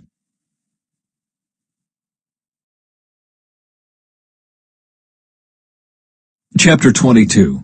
The Lord said to Moses, "Tell Aaron and his sons to be very careful with the sacred gifts that the Israelites set apart for me, so they do not bring shame on my holy name. I am the Lord. Give them the following instructions. In all future generations, if any of your descendants is ceremonially unclean when he approaches the sacred offerings that the people of Israel consecrate to the Lord, he must be cut off from my presence. I am the Lord. If any of Aaron's descendants has a skin disease or any kind of discharge that makes him ceremonially unclean, he may not eat from the sacred offerings until he has been pronounced clean. He also becomes unclean by touching a corpse, or by having an emission of semen, or by touching a small animal that is unclean, or by touching someone who is ceremonially unclean for any reason. The man who is defiled in any of these ways will remain unclean until evening. He may not eat from the sacred offerings until he has bathed himself in water. When the sun goes down, he will be ceremonially clean again, and may eat from the sacred offerings, for this is his food. He may not eat an animal that has died a natural death or has been torn apart by wild animals, for this would defile him. I am the Lord. The priests must follow my instructions carefully, otherwise they will be punished for their sin and will die for violating my instructions. I am the Lord who makes them holy. No one outside a priest's family may eat the sacred offerings. Even guests and hired workers in a priest's home are not allowed to eat them. However, if the priest buys a slave for himself, the slave may eat from the sacred offerings. And if his slaves have children, they also may share his food. If a priest's daughter marries someone outside the priestly family, she may no longer eat the sacred offerings. But if she becomes a widow or is divorced and has no children to support her, and she returns to live in her father's home as in her youth, she may eat her father's food again. Otherwise, no one outside a priest's family may eat the sacred offerings. Any such person who eats the sacred offerings without realizing it must pay the priest for the amount eaten, plus an additional 20%. The priests must not let the Israelites defile the sacred offerings brought to the Lord by allowing unauthorized people to eat them. This would bring guilt upon them and require them to pay compensation. I am the Lord who makes them holy. Worthy and unworthy offerings. And the Lord said to Moses, "Give Aaron and his sons and all the Israelites these instructions, which apply both to native Israelites and to the foreigners living among you.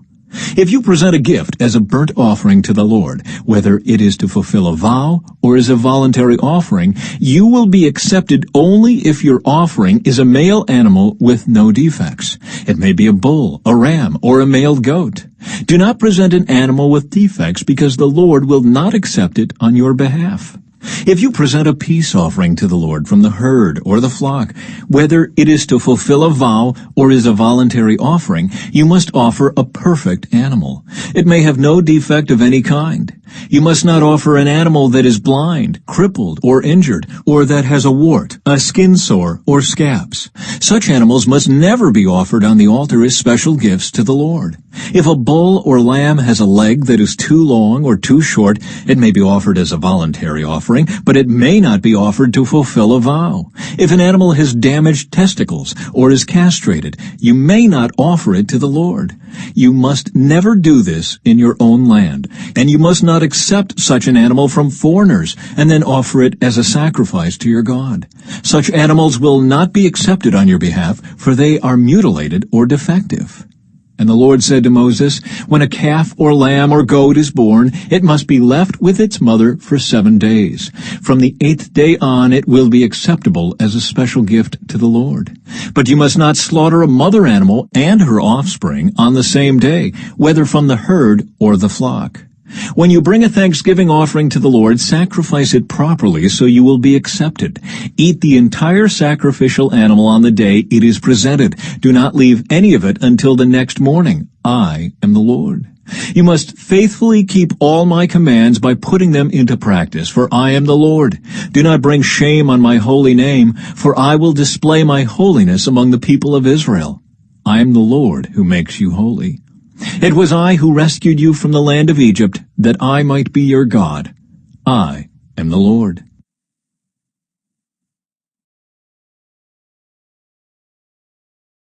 Chapter 23. The Appointed Festivals.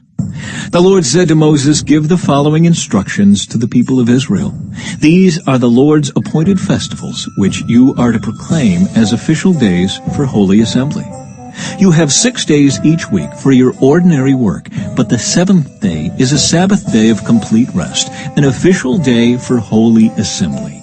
It is the Lord's Sabbath day, and it must be observed wherever you live. In addition to the Sabbath, these are the Lord's appointed festivals, the official days for holy assembly that are to be celebrated at their proper times each year. Passover and the festival of unleavened bread. The Lord's Passover begins at sundown on the 14th day of the first month. On the next day, the 15th day of the month, you must begin celebrating the festival of unleavened bread. This festival to the Lord continues for 7 days, and during that time the bread you eat must be made without yeast. On the first day of the festival, all the people must stop their ordinary work and observe an official day for holy assembly.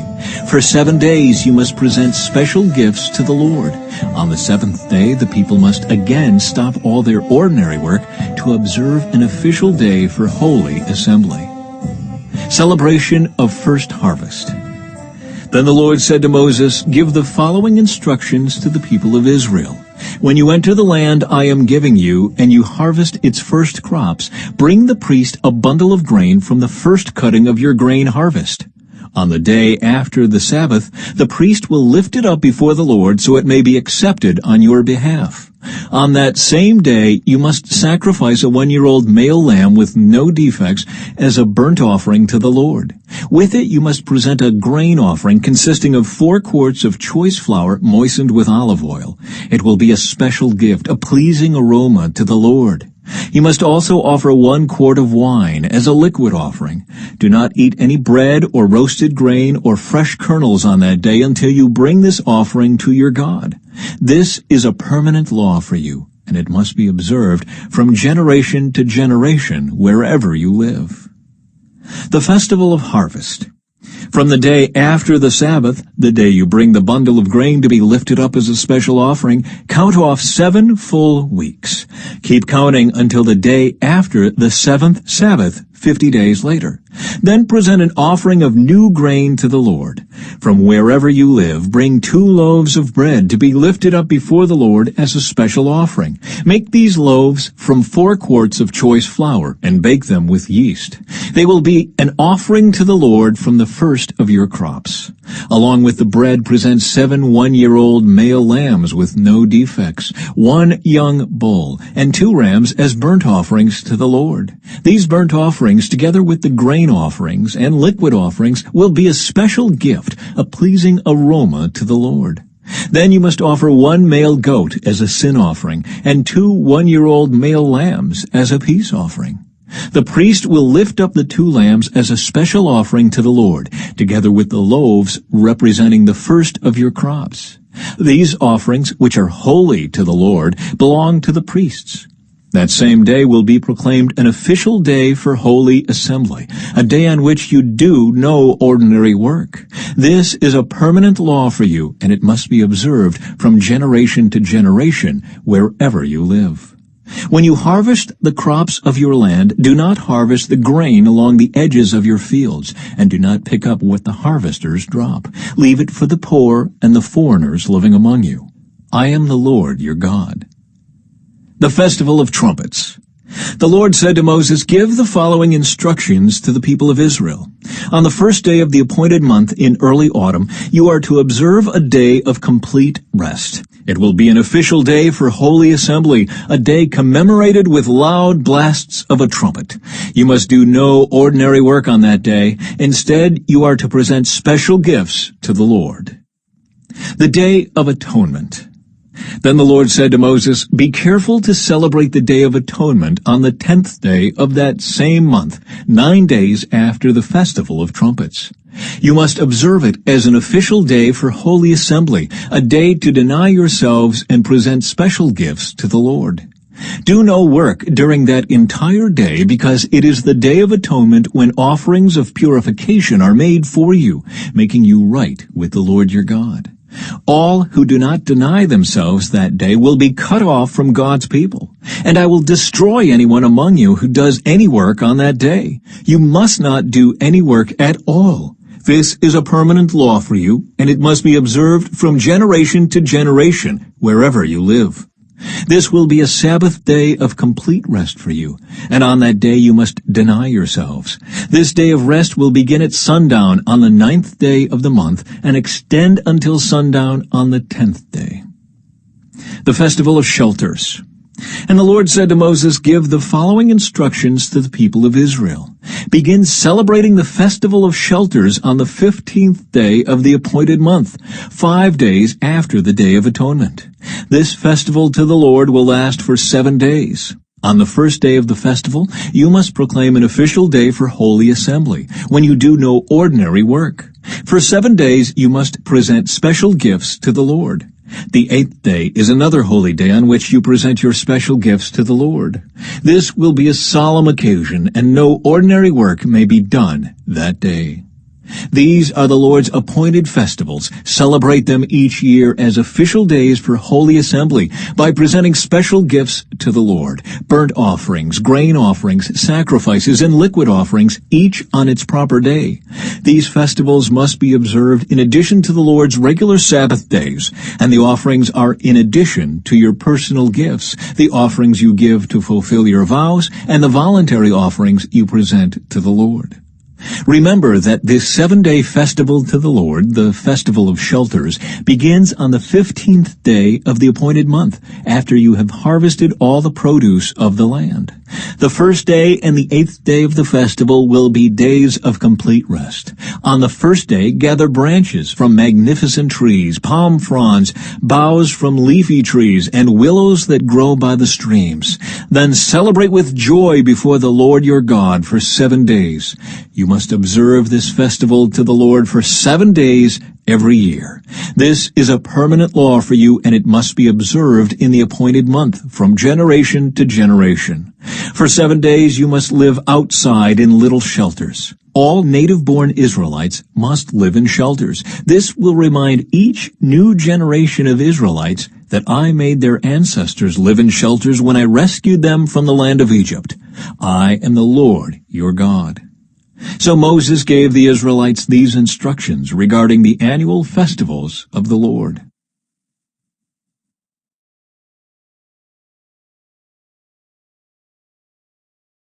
Chapter 24. Pure Oil and Holy Bread.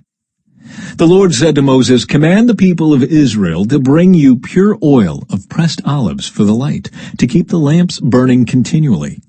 This is the lampstand that stands in the tabernacle, in front of the inner curtain that shields the Ark of the Covenant. Aaron must keep the lamps burning in the Lord's presence all night. This is a permanent law for you, and it must be observed from generation to generation. Aaron and the priests must tend the lamps on the pure gold lampstand continually in the Lord's presence. You must bake 12 loaves of bread from choice flour, using 4 quarts of flour for each loaf. Place the bread before the Lord on the pure gold table, and arrange the loaves in 2 rows, with 6 loaves in each row.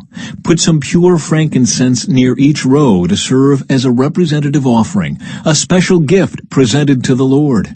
Every Sabbath day this bread must be laid out before the Lord. The bread is to be received from the people of Israel as a requirement of the eternal covenant. The loaves of bread will belong to Aaron and his descendants, who must eat them in a sacred place, for they are most holy. It is the permanent right of the priests to claim this portion of the special gifts presented to the Lord. An example of just punishment. One day a man who had an Israelite mother and an Egyptian father came out of his tent and got into a fight with one of the Israelite men. During the fight, this son of an Israelite woman blasphemed the name of the Lord with a curse. So the man was brought to Moses for judgment. His mother was Shelomith, the daughter of Dibri of the tribe of Dan. They kept the man in custody until the Lord's will in the matter should become clear to them.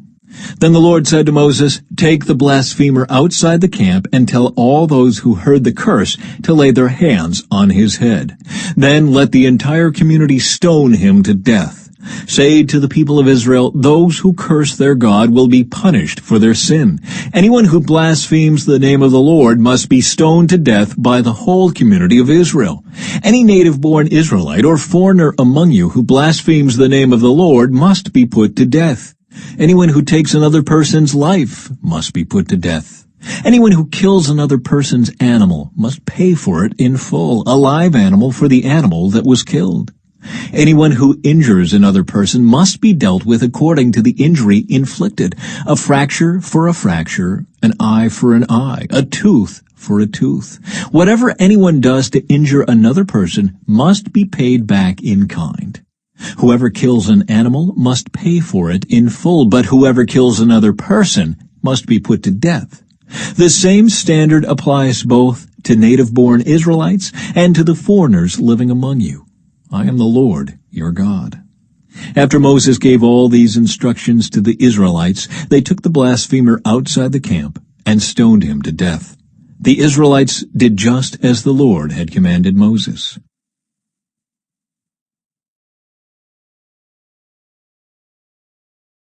Chapter 25. The Sabbath Year. While Moses was on Mount Sinai, the Lord said to him, "Give the following instructions to the people of Israel. When you have entered the land I am giving you, the land itself must observe a Sabbath rest before the Lord every 7th year. For 6 years you may plant your fields and prune your vineyards and harvest your crops. But during the 7th year, the land must have a Sabbath year of complete rest. It is the Lord's Sabbath. Do not plant your fields or prune your vineyards during that year. And don't store away the crops that grow on their own or gather the grapes from your unpruned vines. The land must have a year of complete rest. But you may eat whatever the land produces on its own during its Sabbath. This applies to you, your male and female servants, your hired workers, and the temporary residents who live with you. Your livestock and the wild animals in your land will also be allowed to eat what the land produces. The year of Jubilee. In addition, you must count off 7 Sabbath years, 7 sets of 7 years, adding up to 49 years in all. Then, on the Day of Atonement, in the 50th year, blow the ram's horn loud and long throughout the land. Set this year apart as holy, a time to proclaim freedom throughout the land for all who live there. It will be a Jubilee year for you, when each of you may return to the land that belonged to your ancestors, and return to your own clan. This 50th year will be a Jubilee for you. During that year, you must not plant your fields or store away any of the crops that grow on their own, and don't gather the grapes from your unpruned vines. It will be a Jubilee year for you, and you must keep it holy. But you may eat whatever the land produces on its own. In the year of Jubilee, each of you may return to the land that belonged to your ancestors. When you make an agreement with your neighbor to buy or sell property, you must not take advantage of each other. When you buy land from your neighbor, the price you pay must be based on the number of years since the last Jubilee. The seller must set the price by taking into account the number of years remaining until the next year of Jubilee. The more years until the next Jubilee, the higher the price. The fewer years, the lower the price. After all, the person selling the land is actually selling you a certain number of harvests. Show your fear of God by not taking advantage of each other. I am the Lord your God. If you want to live securely in the land, follow my decrees and obey my regulations. Then the land will yield large crops, and you will eat your fill and live securely in it. But you might ask, what will we eat during the 7th year, since we are not allowed to plant or harvest crops that year? Be assured that I will send my blessing for you in the 6th year, so the land will produce a crop large enough for 3 years. When you plant your fields in the 8th year, you will still be eating from the large crop of the 6th year. In fact, you will still be eating from that large crop when the new crop is harvested in the 9th year. Redemption of property. The land must never be sold on a permanent basis, for the land belongs to me. You are only foreigners and tenant farmers working for me. With every purchase of land, you must grant the seller the right to buy it back. If one of your fellow Israelites falls into poverty and is forced to sell some family land, then a close relative should buy it back for him. If there is no close relative to buy the land, but the person who sold it gets enough money to buy it back, he then has the right to redeem it from the one who bought it. The price of the land will be discounted according to the number of years until the next year of Jubilee. In this way, the original owner can then return to the land. But if the original owner cannot afford to buy back the land, it will remain with the new owner until the next year of Jubilee. In the Jubilee year, the land must be returned to the original owners so they can return to their family land. Anyone who sells a house inside a walled town has the right to buy it back for a full year after its sale. During that year, the seller retains the right to buy it back. But if it is not bought back within a year, the sale of the house within the walled town cannot be reversed. It will become the permanent property of the buyer. It will not be returned to the original owner in the year of Jubilee. But a house in a village, a settlement without fortified walls, will be treated like property in the countryside. Such a house may be bought back at any time, and it must be returned to the original owner in the year of Jubilee. The Levites always have the right to buy back a house they have sold within the towns allotted to them. And any property that is sold by the Levites, all houses within the Levitical towns, must be returned in the year of Jubilee. After all, the houses in the towns reserved for the Levites are the only property they own in all Israel. The open pasture land around the Levitical towns may never be sold. It is their permanent possession. Redemption of the poor and enslaved. If one of your fellow Israelites falls into poverty and cannot support himself, support him as you would a foreigner or a temporary resident, and allow him to live with you. Do not charge interest or make a profit at his expense. Instead, show your fear of God by letting him live with you as your relative. Remember, do not charge interest on money you lend him, or make a profit on food you sell him. I am the Lord your God, who brought you out of the land of Egypt to give you the land of Canaan, and to be your God. If one of your fellow Israelites falls into poverty and is forced to sell himself to you, do not treat him as a slave. Treat him instead as a hired worker or as a temporary resident who lives with you, and he will serve you only until the year of Jubilee. At that time, he and his children will no longer be obligated to you, and they will return to their clans and go back to the land originally allotted to their ancestors. The people of Israel are my servants, whom I brought out of the land of Egypt, so they must never be sold as slaves. Show your fear of God by not treating them harshly. However, you may purchase male and female slaves from among the nations around you. You may also purchase the children of temporary residents who live among you, including those who have been born in your land. You may treat them as your property, passing them on to your children as a permanent inheritance. You may treat them as slaves, but you must never treat your fellow Israelites this way. Suppose a foreigner or temporary resident becomes rich while living among you. If any of your fellow Israelites fall into poverty and are forced to sell themselves to such a foreigner or to a member of his family, they still retain the right to be bought back even after they have been purchased. They may be bought back by a brother, an uncle, or a cousin. In fact, anyone from the extended family may buy them back. They may also redeem themselves if they have prospered. They will negotiate the price of their freedom with the person who bought them. The price will be based on the number of years from the time they were sold until the next year of Jubilee, whatever it would cost to hire a worker for that period of time. If many years still remain until the Jubilee, they will repay the proper proportion of what they received when they sold themselves. If only a few years remain until the year of Jubilee, they will repay a small amount for their redemption. The foreigner must treat them as workers hired on a yearly basis. You must not allow a foreigner to treat any of your fellow Israelites harshly. If any Israelites have not been bought back by the time the year of Jubilee arrives, they and their children must be set free at that time. For the people of Israel belong to me. They are my servants, whom I brought out of the land of Egypt. I am the Lord, your God.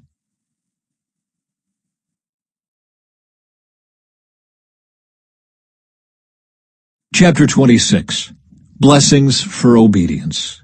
Do not make idols or set up carved images or sacred pillars or sculptured stones in your land so you may worship them. I am the Lord your God. You must keep my Sabbath days of rest and show reverence for my sanctuary. I am the Lord.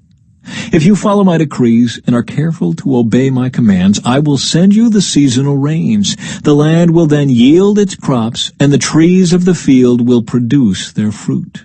Your threshing season will overlap with the grape harvest, and your grape harvest will overlap with the season of planting grain. You will eat your fill and live securely in your own land. I will give you peace in the land, and you will be able to sleep with no cause for fear. I will rid the land of wild animals and keep your enemies out of your land. In fact, you will chase down your enemies and slaughter them with your swords. 5 of you will chase 100, and 100 of you will chase 10,000. All your enemies will fall beneath your sword.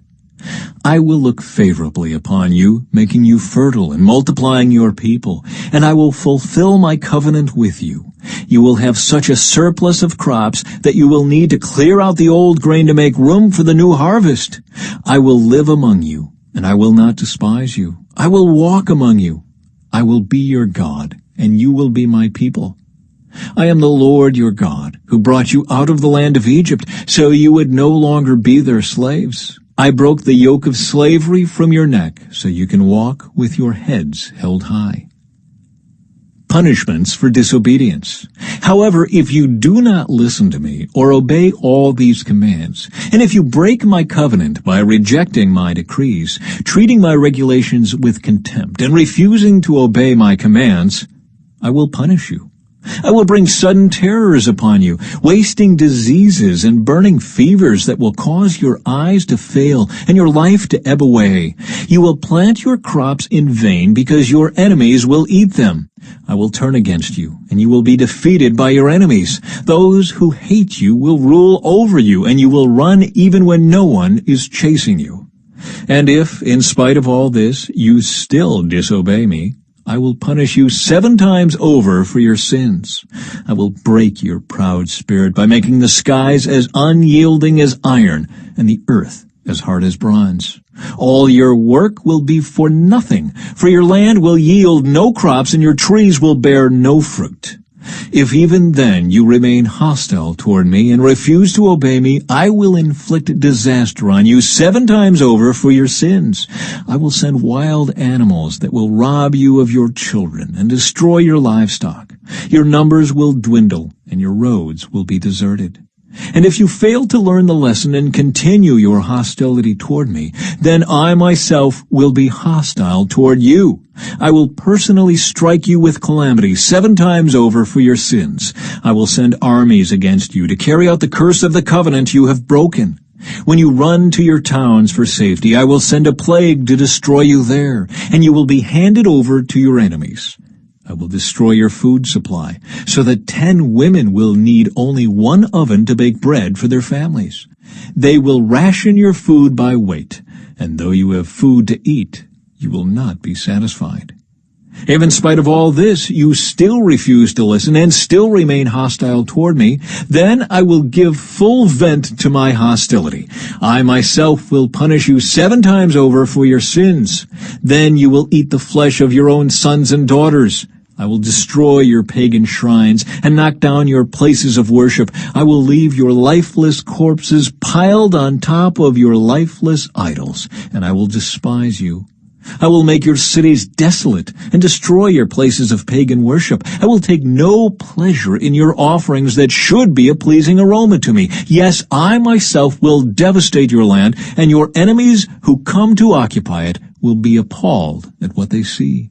I will scatter you among the nations and bring out my sword against you. Your land will become desolate, and your cities will lie in ruins.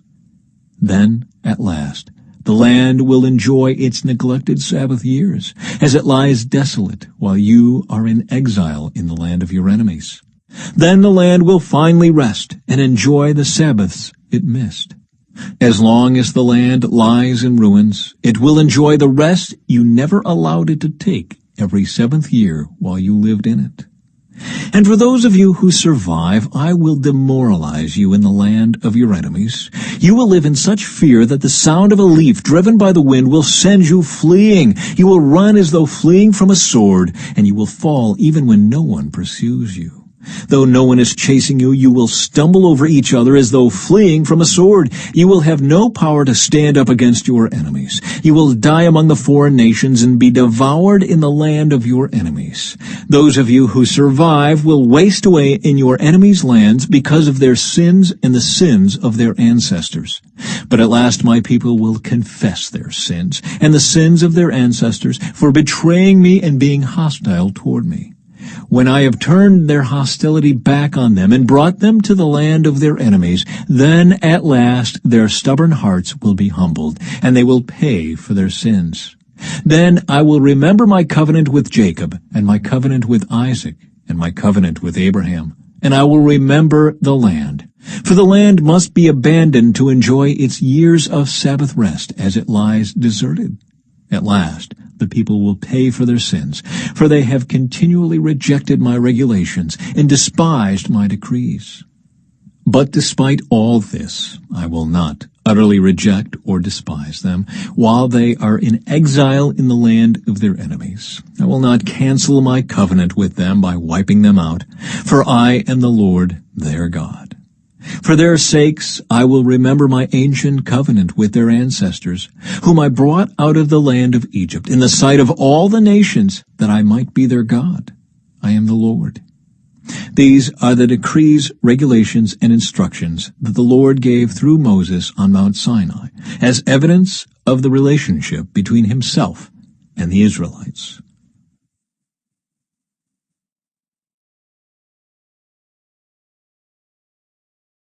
Chapter 27.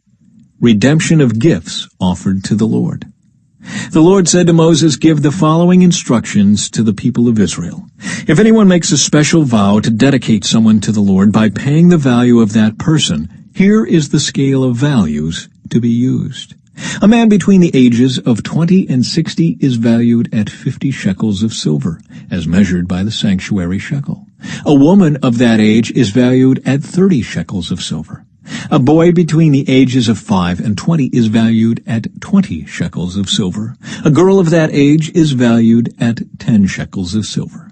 A boy between the ages of 1 month and 5 years is valued at 5 shekels of silver. A girl of that age is valued at 3 shekels of silver.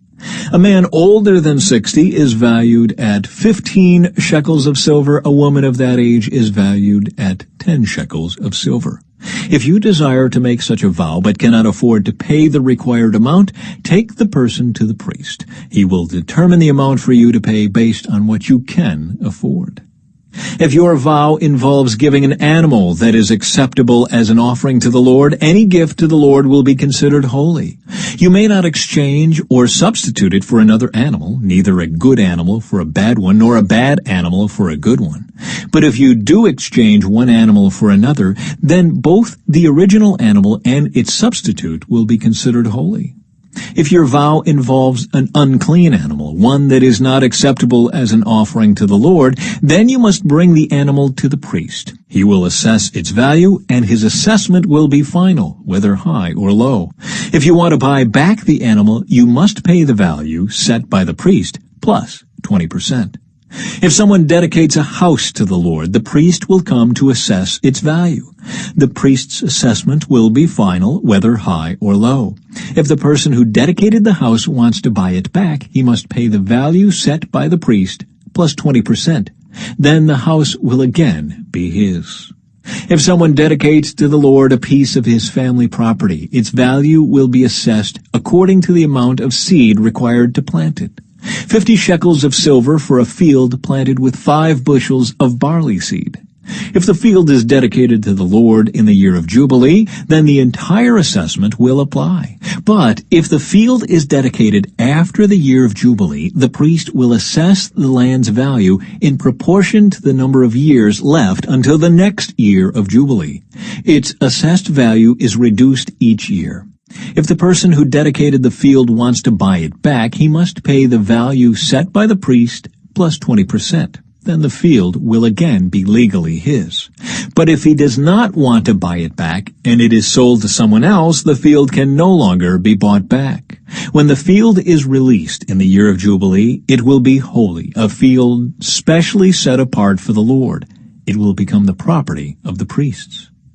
If someone dedicates to the Lord a field he has purchased, but which is not part of his family property, the priest will assess its value based on the number of years left until the next year of Jubilee.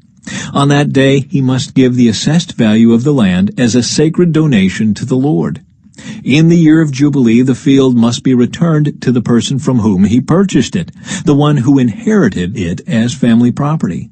All the payments must be measured by the weight of the sanctuary shekel, which equals 20 gerahs.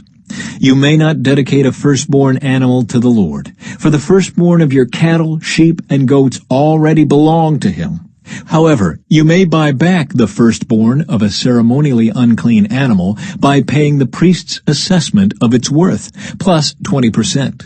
If you do not buy it back, the priest will sell it at its assessed value. However, anything specially set apart for the Lord, whether a person, an animal, or family property, must never be sold or bought back. Anything devoted in this way has been set apart as holy, and it belongs to the Lord. No person specially set apart for destruction may be bought back. Such a person must be put to death. 1/10 of the produce of the land, whether grain from the fields or fruit from the trees, belongs to the Lord and must be set apart to him as holy. If you want to buy back the Lord's 10th of the grain or fruit, you must pay its value plus 20%. Count off every 10th animal from your herds and flocks, and set them apart for the Lord as holy. You may not pick and choose between good and bad animals, and you may not substitute one for another. But if you do exchange one animal for another, then both the original animal and its substitute will be considered holy and cannot be bought back. These are the commands that the Lord gave through Moses on Mount Sinai for the Israelites.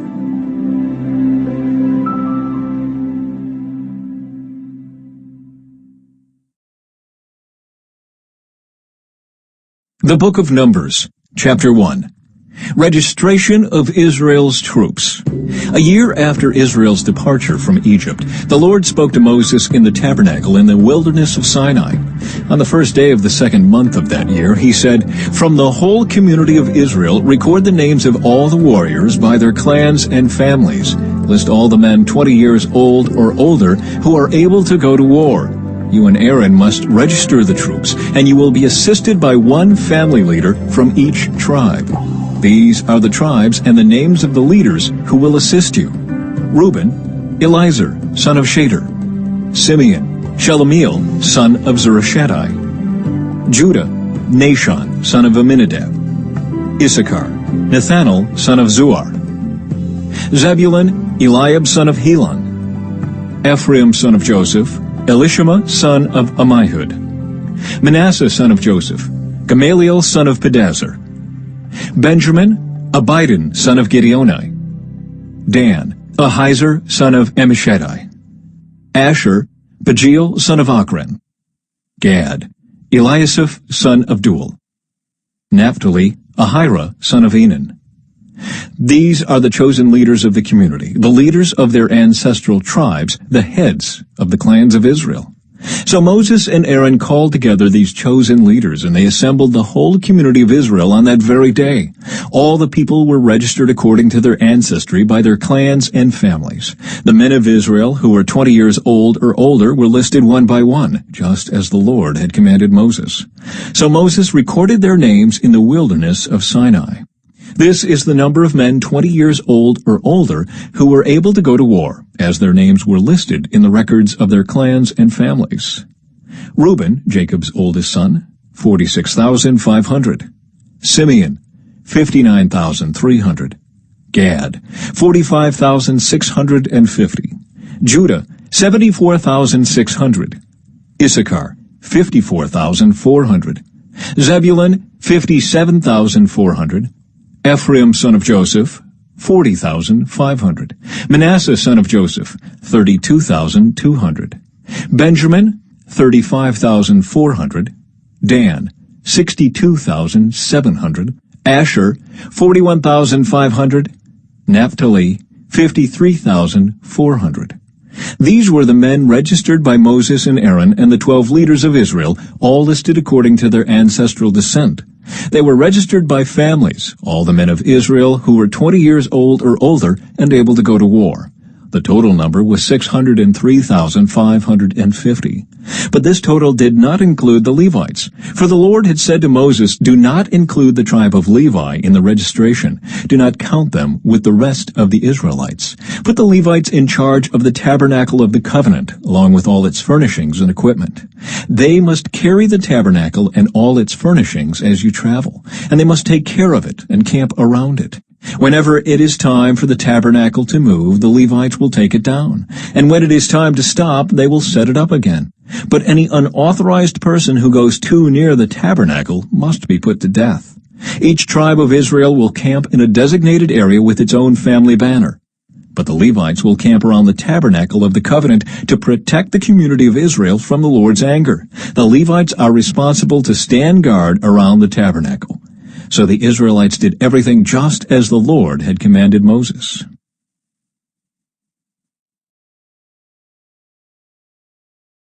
Chapter 2. Organization for Israel's camp. Then the Lord gave these instructions to Moses and Aaron. When the Israelites set up camp, each tribe will be assigned its own area. The tribal divisions will camp beneath their family banners on all four sides of the tabernacle, but at some distance from it. The divisions of Judah, Issachar, and Zebulun are to camp toward the sunrise on the east side of the tabernacle, beneath their family banners. These are the names of the tribes, their leaders, and the numbers of their registered troops. Judah, Nahshon, son of Amminadab, 74,600. Issachar, Nathanael, son of Zuar, 54,400. Zebulun, Eliab, son of Helon, 57,400. So the total of all the troops on Judah's side of the camp is 186,400. These three tribes are to lead the way whenever the Israelites travel to a new campsite.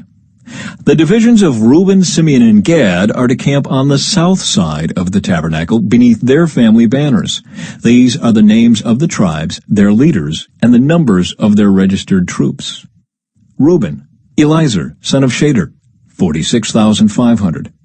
Simeon, Shelumiel, son of Zurishaddai, 59,300. Gad, Eliasaph, son of Duel, 45,650. So the total of all the troops on Reuben's side of the camp is 151,450. These three tribes will be second in line whenever the Israelites travel. Then the tabernacle carried by the Levites will set out from the middle of the camp. All the tribes are to travel in the same order that they camp, each in position under the appropriate family banner. The divisions of Ephraim, Manasseh, and Benjamin are to camp on the west side of the tabernacle beneath their family banners. These are the names of the tribes, their leaders, and the numbers of their registered troops. Ephraim, Elishama, son of Ammihud, 40,500. Manasseh, Gamaliel, son of Pedazur, 32,200.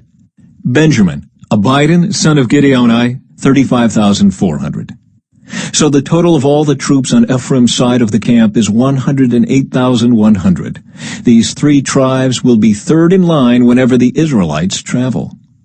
The divisions of Dan, Asher, and Naphtali are to camp on the north side of the tabernacle beneath their family banners. These are the names of the tribes, their leaders, and the numbers of their registered troops. Dan, Ahizur, son of Ammishaddai, 62,700.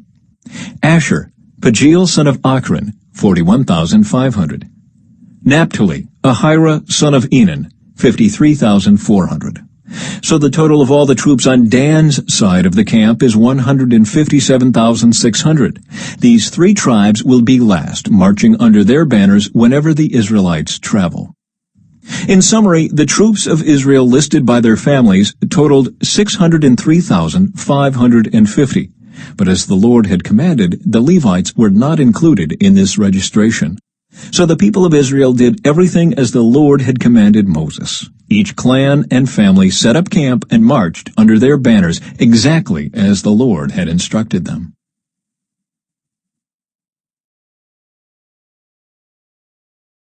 Chapter 3. Levites appointed for service. This is the family line of Aaron and Moses, as it was recorded when the Lord spoke to Moses on Mount Sinai. The names of Aaron's sons were Nadab, the oldest, Abihu, Eleazar, and Ithamar.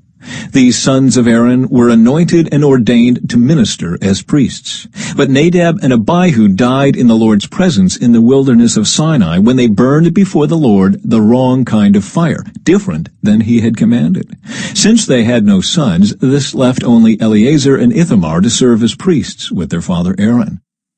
Then the Lord said to Moses, "Call forward the tribe of Levi and present them to Aaron the priest to serve as his assistants. They will serve Aaron and the whole community, performing their sacred duties in and around the tabernacle.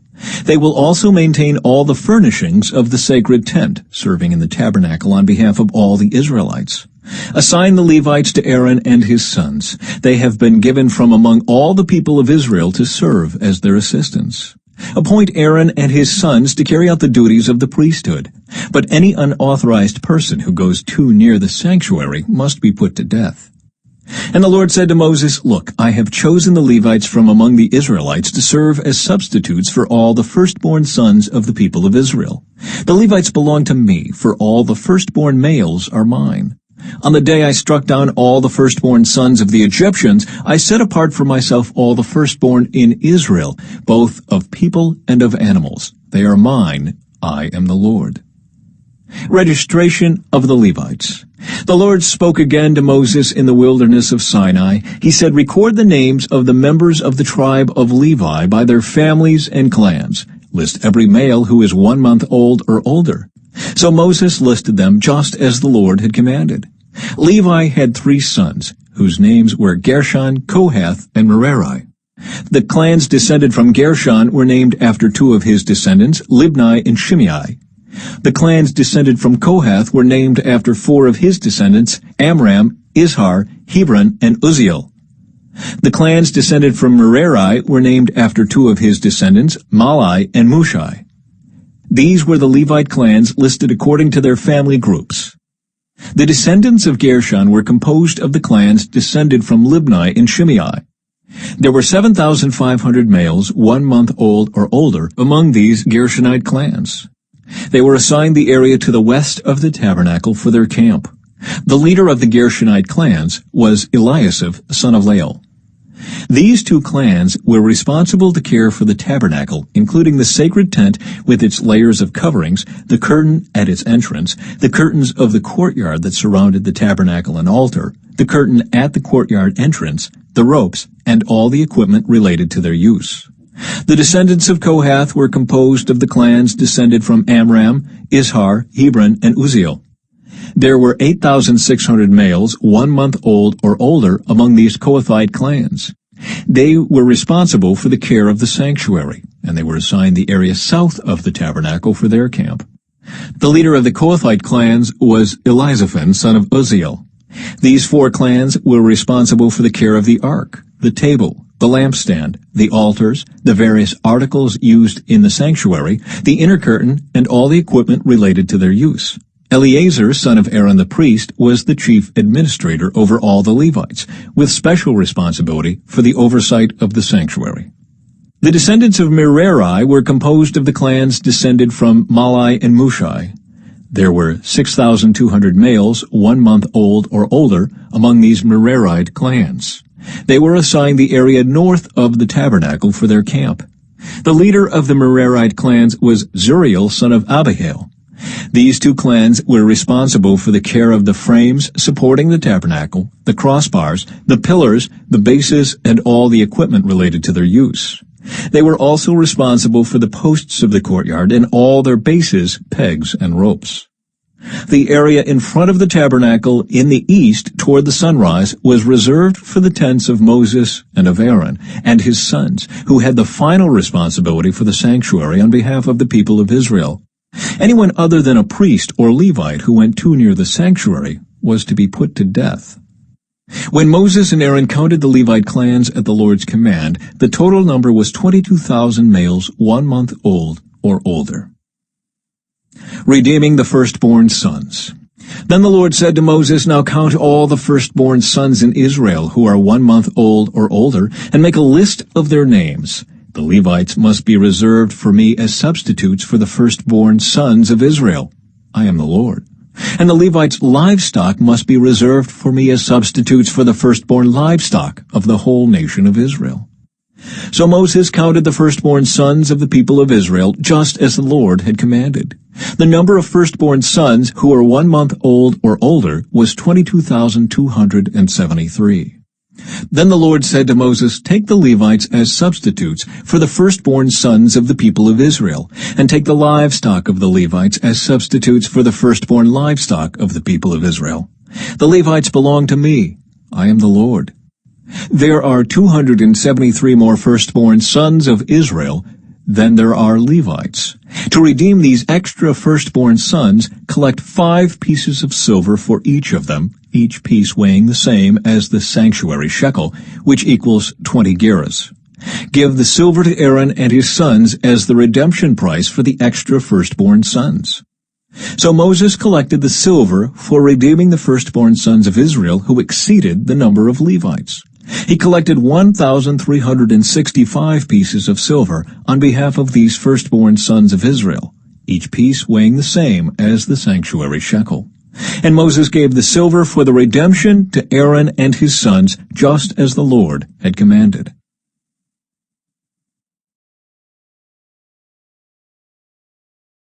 Chapter 4.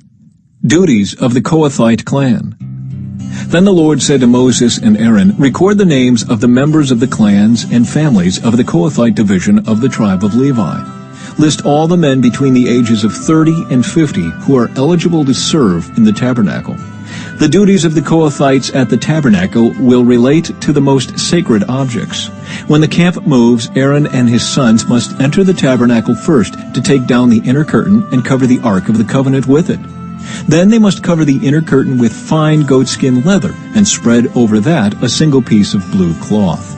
Finally, they must put the carrying poles of the Ark in place. Next, they must spread a blue cloth over the table where the bread of the presence is displayed, and on the cloth they will place the bowls, pans, jars, pitchers, and the special bread. They must spread a scarlet cloth over all of this, and finally a covering of fine goatskin leather on top of the scarlet cloth. Then they must insert the carrying poles into the table. Next, they must cover the lampstand with a blue cloth, along with its lamps, lamp snuffers, trays, and special jars of olive oil. Then they must cover the lampstand and its accessories with fine goatskin leather and place the bundle on a carrying frame. Next, they must spread a blue cloth over the gold incense altar and cover this cloth with fine goatskin leather. Then they must attach the carrying poles to the altar. They must take all the remaining furnishings of the sanctuary and wrap them in a blue cloth, cover them with fine goatskin leather, and place them on the carrying frame. They must remove the ashes from the altar for sacrifices and cover the altar with a purple cloth. All the altar utensils, the fire pans, meat forks, shovels, basins, and all the containers must be placed on the cloth, and a covering of fine goatskin leather must be spread over them. Finally, they must put the carrying poles in place. The camp will be ready to move when Aaron and his sons have finished covering the sanctuary and all the sacred articles. The Kohathites will come and carry these things to the next destination, but they must not touch the sacred objects, or they will die. So these are the things from the tabernacle that the Kohathites must carry. Eleazar, son of Aaron the priest, will be responsible for the oil of the lampstand, the fragrant incense, the daily grain offering, and the anointing oil. In fact, Eleazar will be responsible for the entire tabernacle and everything in it, including the sanctuary and its furnishings. Then the Lord said to Moses and Aaron, "Do not let the Kohathite clans be destroyed from among the Levites. This is what you must do so they will live and not die when they approach the most sacred objects. Aaron and his sons must always go in with them and assign a specific duty or load to each person. The Kohathites must never enter the sanctuary to look at the sacred objects for even a moment, or they will die." Duties of the Gershonite clan.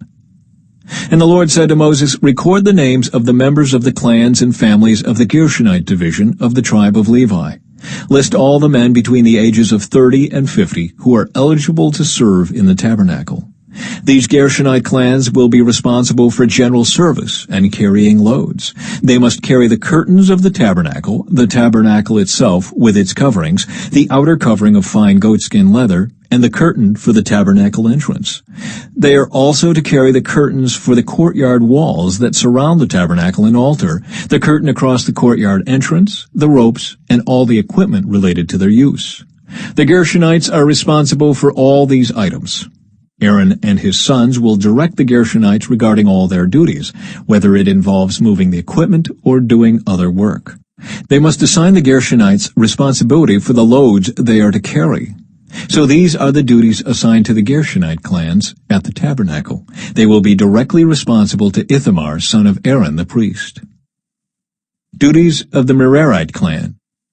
Now record the names of the members of the clans and families of the Merarite division of the tribe of Levi.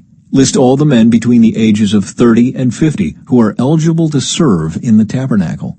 Their only duty at the tabernacle will be to carry loads. They will carry the frames of the tabernacle, the crossbars, the posts, and the bases. Also the posts for the courtyard walls, with their bases, pegs, and ropes, and all the accessories and everything else related to their use. Assign the various loads to each man by name. So these are the duties of the Merarite clans at the tabernacle. They are directly responsible to Ithamar, son of Aaron the priest. Summary of the registration. So Moses, Aaron, and the other leaders of the community listed the members of the Kohathite division by their clans and families. The list included all the men between 30 and 50 years of age who were eligible for service in the tabernacle, and the total number came to 2,750. So this was the total of all those from the Kohathite clans who were eligible to serve at the tabernacle. Moses and Aaron listed them just as the Lord had commanded through Moses. The Gershonite division was also listed by its clans and families. The list included all the men between 30 and 50 years of age who were eligible for service in the tabernacle, and the total number came to 2,630. So this was the total of all those from the Gershonite clans who were eligible to serve at the tabernacle. Moses and Aaron listed them just as the Lord had commanded. The Merarite division was also listed by its clans and families. The list included all the men between 30 and 50 years of age who were eligible for service in the tabernacle, and the total number came to 3,200. So this was the total of all those from the Merarite clans who were eligible for service. Moses and Aaron listed them just as the Lord had commanded through Moses. So Moses, Aaron, and the leaders of Israel listed all the Levites by their clans and families. All the men between 30 and 50 years of age who were eligible for service in the tabernacle and for its transportation numbered 8,580. When their names were recorded, as the Lord had commanded through Moses, each man was assigned his task and told what to carry. And so the registration was completed, just as the Lord had commanded Moses.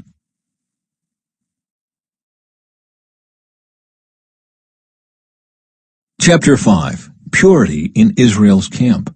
The Lord gave these instructions to Moses. Command the people of Israel to remove from the camp anyone who has a skin disease or a discharge, or who has become ceremonially unclean by touching a dead person. This command applies to men and women alike. Remove them so they will not defile the camp in which I live among them. So the Israelites did as the Lord had commanded Moses, and removed such people from the camp. Then the Lord said to Moses, "Give the following instructions to the people of Israel. If any of the people, men or women, betray the Lord by doing wrong to another person, they are guilty. They must confess their sin and make full restitution for what they have done, adding an additional 20% and returning it to the person who is wronged. But if the person who is wronged is dead, and there are no near relatives to whom restitution can be made, the payment belongs to the Lord and must be given to the priest. Those who are guilty must also bring a ram as a sacrifice, and they will be purified and made right with the Lord. All the sacred offerings that the Israelites bring to a priest will belong to him. Each priest may keep all the sacred donations that he receives. Protecting marital faithfulness. And the Lord said to Moses, "Give the following instructions to the people of Israel. Suppose a man's wife goes astray, and she is unfaithful to her husband and has sex with another man, but neither her husband nor anyone else knows about it.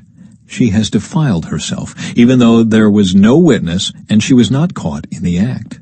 If her husband becomes jealous and is suspicious of his wife and needs to know whether or not she has defiled herself, the husband must bring his wife to the priest. He must also bring an offering of 2 quarts of barley flour to be presented on her behalf. Do not mix it with olive oil or frankincense, for it is a jealousy offering, an offering to prove whether or not she is guilty. The priest will then present her to stand trial before the Lord. He must take some holy water in a clay jar and pour into it dust he has taken from the tabernacle floor.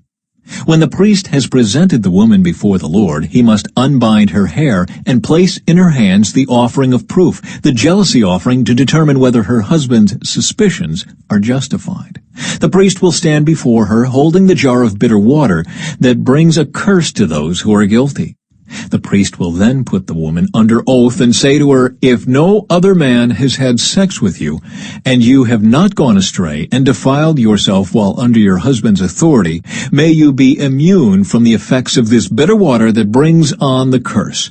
But if you have gone astray by being unfaithful to your husband and have defiled yourself by having sex with another man," at this point, the priest must put the woman under oath by saying, "May the people know that the Lord's curse is upon you when he makes you infertile, causing your womb to shrivel and your abdomen to swell. Now may this water that brings the curse enter your body and cause your abdomen to swell and your womb to shrivel." And the woman will be required to say, "Yes, let it be so." And the priest will write these curses on a piece of leather and wash them off into the bitter water. He will make the woman drink the bitter water that brings on the curse. When the water enters her body, it will cause bitter suffering if she is guilty. The priest will take the jealousy offering from the woman's hand, lift it up before the Lord, and carry it to the altar. He will take a handful of the flour as a token portion and burn it on the altar, and he will require the woman to drink the water. If she has defiled herself by being unfaithful to her husband, the water that brings on the curse will cause bitter suffering. Her abdomen will swell, and her womb will shrink, and her name will become a curse among her people. But if she has not defiled herself and is pure, then she will be unharmed and will still be able to have children. This is the ritual law for dealing with suspicion. If a woman goes astray and defiles herself while under her husband's authority, or if a man becomes jealous and is suspicious that his wife has been unfaithful, the husband must present his wife before the Lord, and the priest will apply this entire ritual law to her. The husband will be innocent of any guilt in this matter, but his wife will be held accountable for her sin.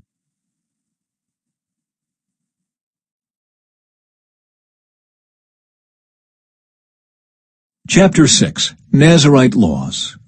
Then the Lord said to Moses, "Give the following instructions to the people of Israel. If any of the people, either men or women, take the special vow of a Nazirite, setting themselves apart to the Lord in a special way, they must give up wine and other alcoholic drinks. They must not use vinegar made from wine or from other alcoholic drinks. They must not drink fresh grape juice, and they must not eat grapes or raisins. As long as they are bound by their Nazirite vow, they are not allowed to eat or drink anything that comes from a grapevine, not even the grape seeds or skins. They must never cut their hair throughout the time of their vow, for they are holy and set apart to the Lord. Until the time of their vow has been fulfilled, they must let their hair grow long, and they must not go near a dead body during the entire period of their vow to the Lord. Even if the dead person is their own father, mother, brother, or sister, they must not defile themselves, for the hair on their head is the symbol of their separation to God. This requirement applies as long as they are set apart to the Lord. If someone falls dead beside them, the hair they have dedicated will be defiled. They must wait for 7 days and then shave their heads. Then they will be cleansed from their defilement. On the 8th day they must bring 2 turtle doves or 2 young pigeons to the priest at the entrance of the tabernacle. The priest will offer one of the birds for a sin offering and the other for a burnt offering. In this way, he will purify them from the guilt they incurred through contact with the dead body. Then they must reaffirm their commitment and let their hair begin to grow again. The days of their vow that were completed before their defilement no longer count. They must rededicate themselves to the Lord as a Nazirite for the full term of their vow, and each must bring a 1-year-old male lamb for a guilt offering. This is the ritual law for Nazirites. At the conclusion of their time of separation as Nazirites, they must each go to the entrance of the tabernacle and offer their sacrifices to the Lord. A 1-year-old male lamb without defect for a burnt offering, a 1-year-old female lamb without defect for a sin offering, a ram without defect for a peace offering, a basket of bread made without yeast, cakes of choice flour mixed with olive oil, and wafers spread with olive oil, along with their prescribed grain offerings and liquid offerings. The priest will present these offerings before the Lord, first the sin offering and the burnt offering, then the ram for a peace offering, along with the basket of bread made without yeast. The priest must also present the prescribed grain offering and liquid offering to the Lord. Then the Nazirites will shave their heads at the entrance of the tabernacle. They will take the hair that had been dedicated and place it on the fire beneath the peace offering sacrifice. After the Nazirite's head has been shaved, the priest will take for each of them the boiled shoulder of the ram, and he will take from the basket a cake and a wafer made without yeast. He will put them all into the Nazirite's hands. Then the priest will lift them up as a special offering before the Lord. These are holy portions for the priest, along with the breast of the special offering and the thigh of the sacred offering that are lifted up before the Lord. After this ceremony, the Nazirites may again drink wine. This is the ritual law of the Nazirites who vow to bring these offerings to the Lord. They may also bring additional offerings if they can afford it. And they must be careful to do whatever they vowed when they set themselves apart as Nazirites. The priestly blessing. Then the Lord said to Moses, "Tell Aaron and his sons to bless the people of Israel with this special blessing. May the Lord bless you and protect you. May the Lord smile on you and be gracious to you. May the Lord show you his favor and give you his peace. Whenever Aaron and his sons bless the people of Israel in my name, I myself will bless them."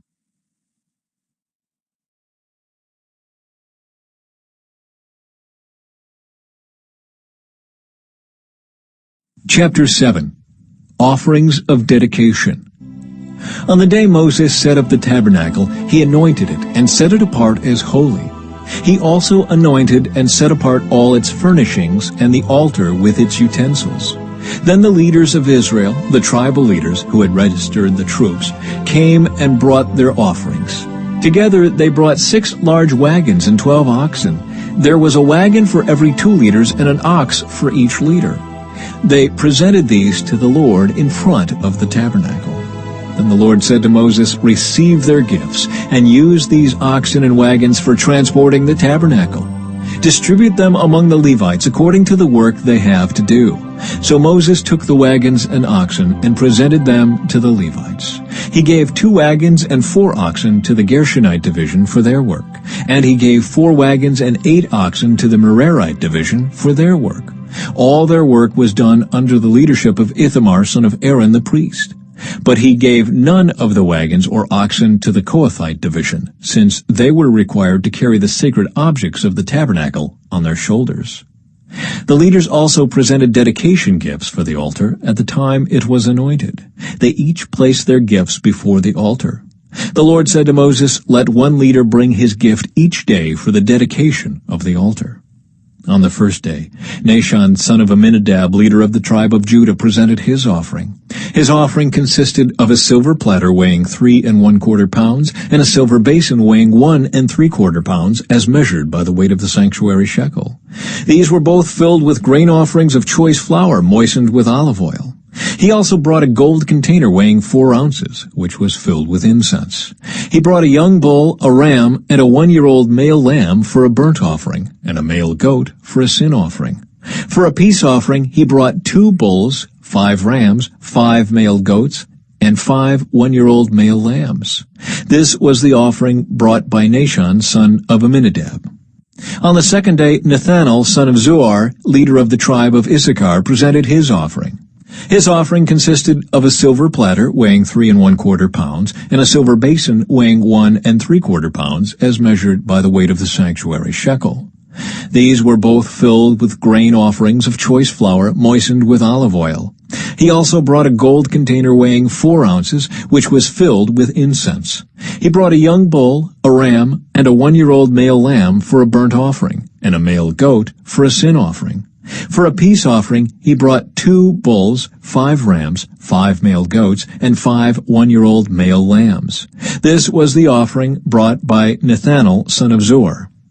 On the third day, Eliab, son of Helon, leader of the tribe of Zebulun, presented his offering. His offering consisted of a silver platter weighing 3 1/4 pounds and a silver basin weighing 1 3/4 pounds, as measured by the weight of the sanctuary shekel. These were both filled with grain offerings of choice flour moistened with olive oil. He also brought a gold container weighing 4 ounces, which was filled with incense. He brought a young bull, a ram, and a 1-year-old male lamb for a burnt offering, and a male goat for a sin offering. For a peace offering, he brought 2 bulls, 5 rams, 5 male goats, and 5 1-year-old male lambs. This was the offering brought by Eliab, son of Helon. On the fourth day, Eliezer, son of Shader, leader of the tribe of Reuben, presented his offering. His offering consisted of a silver platter weighing 3 1/4 pounds and a silver basin weighing 1 3/4 pounds, as measured by the weight of the sanctuary shekel. These were both filled with grain offerings of choice flour moistened with olive oil. He also brought a gold container weighing 4 ounces, which was filled with incense. He brought a young bull, a ram, and a 1-year-old male lamb for a burnt offering, and a male goat for a sin offering. For a peace offering, he brought 2 bulls, 5 rams, 5 male goats, and 5 1-year-old male lambs. This was the offering brought by Eliezer, son of Shader. On the fifth day, Shelomiel, son of Zurishaddai, leader of the tribe of Simeon, presented his offering. His offering consisted of a silver platter weighing 3 1/4 pounds and a silver basin weighing 1 3/4 pounds, as measured by the weight of the sanctuary shekel. These were both filled with grain offerings of choice flour moistened with olive oil. He also brought a gold container weighing 4 ounces, which was filled with incense. He brought a young bull, a ram, and a 1-year-old male lamb for a burnt offering, and a male goat for a sin offering. For a peace offering, he brought 2 bulls, 5 rams, 5 male goats, and 5 1-year-old male lambs. This was the offering brought by Shelomiel, son of Zurishaddai.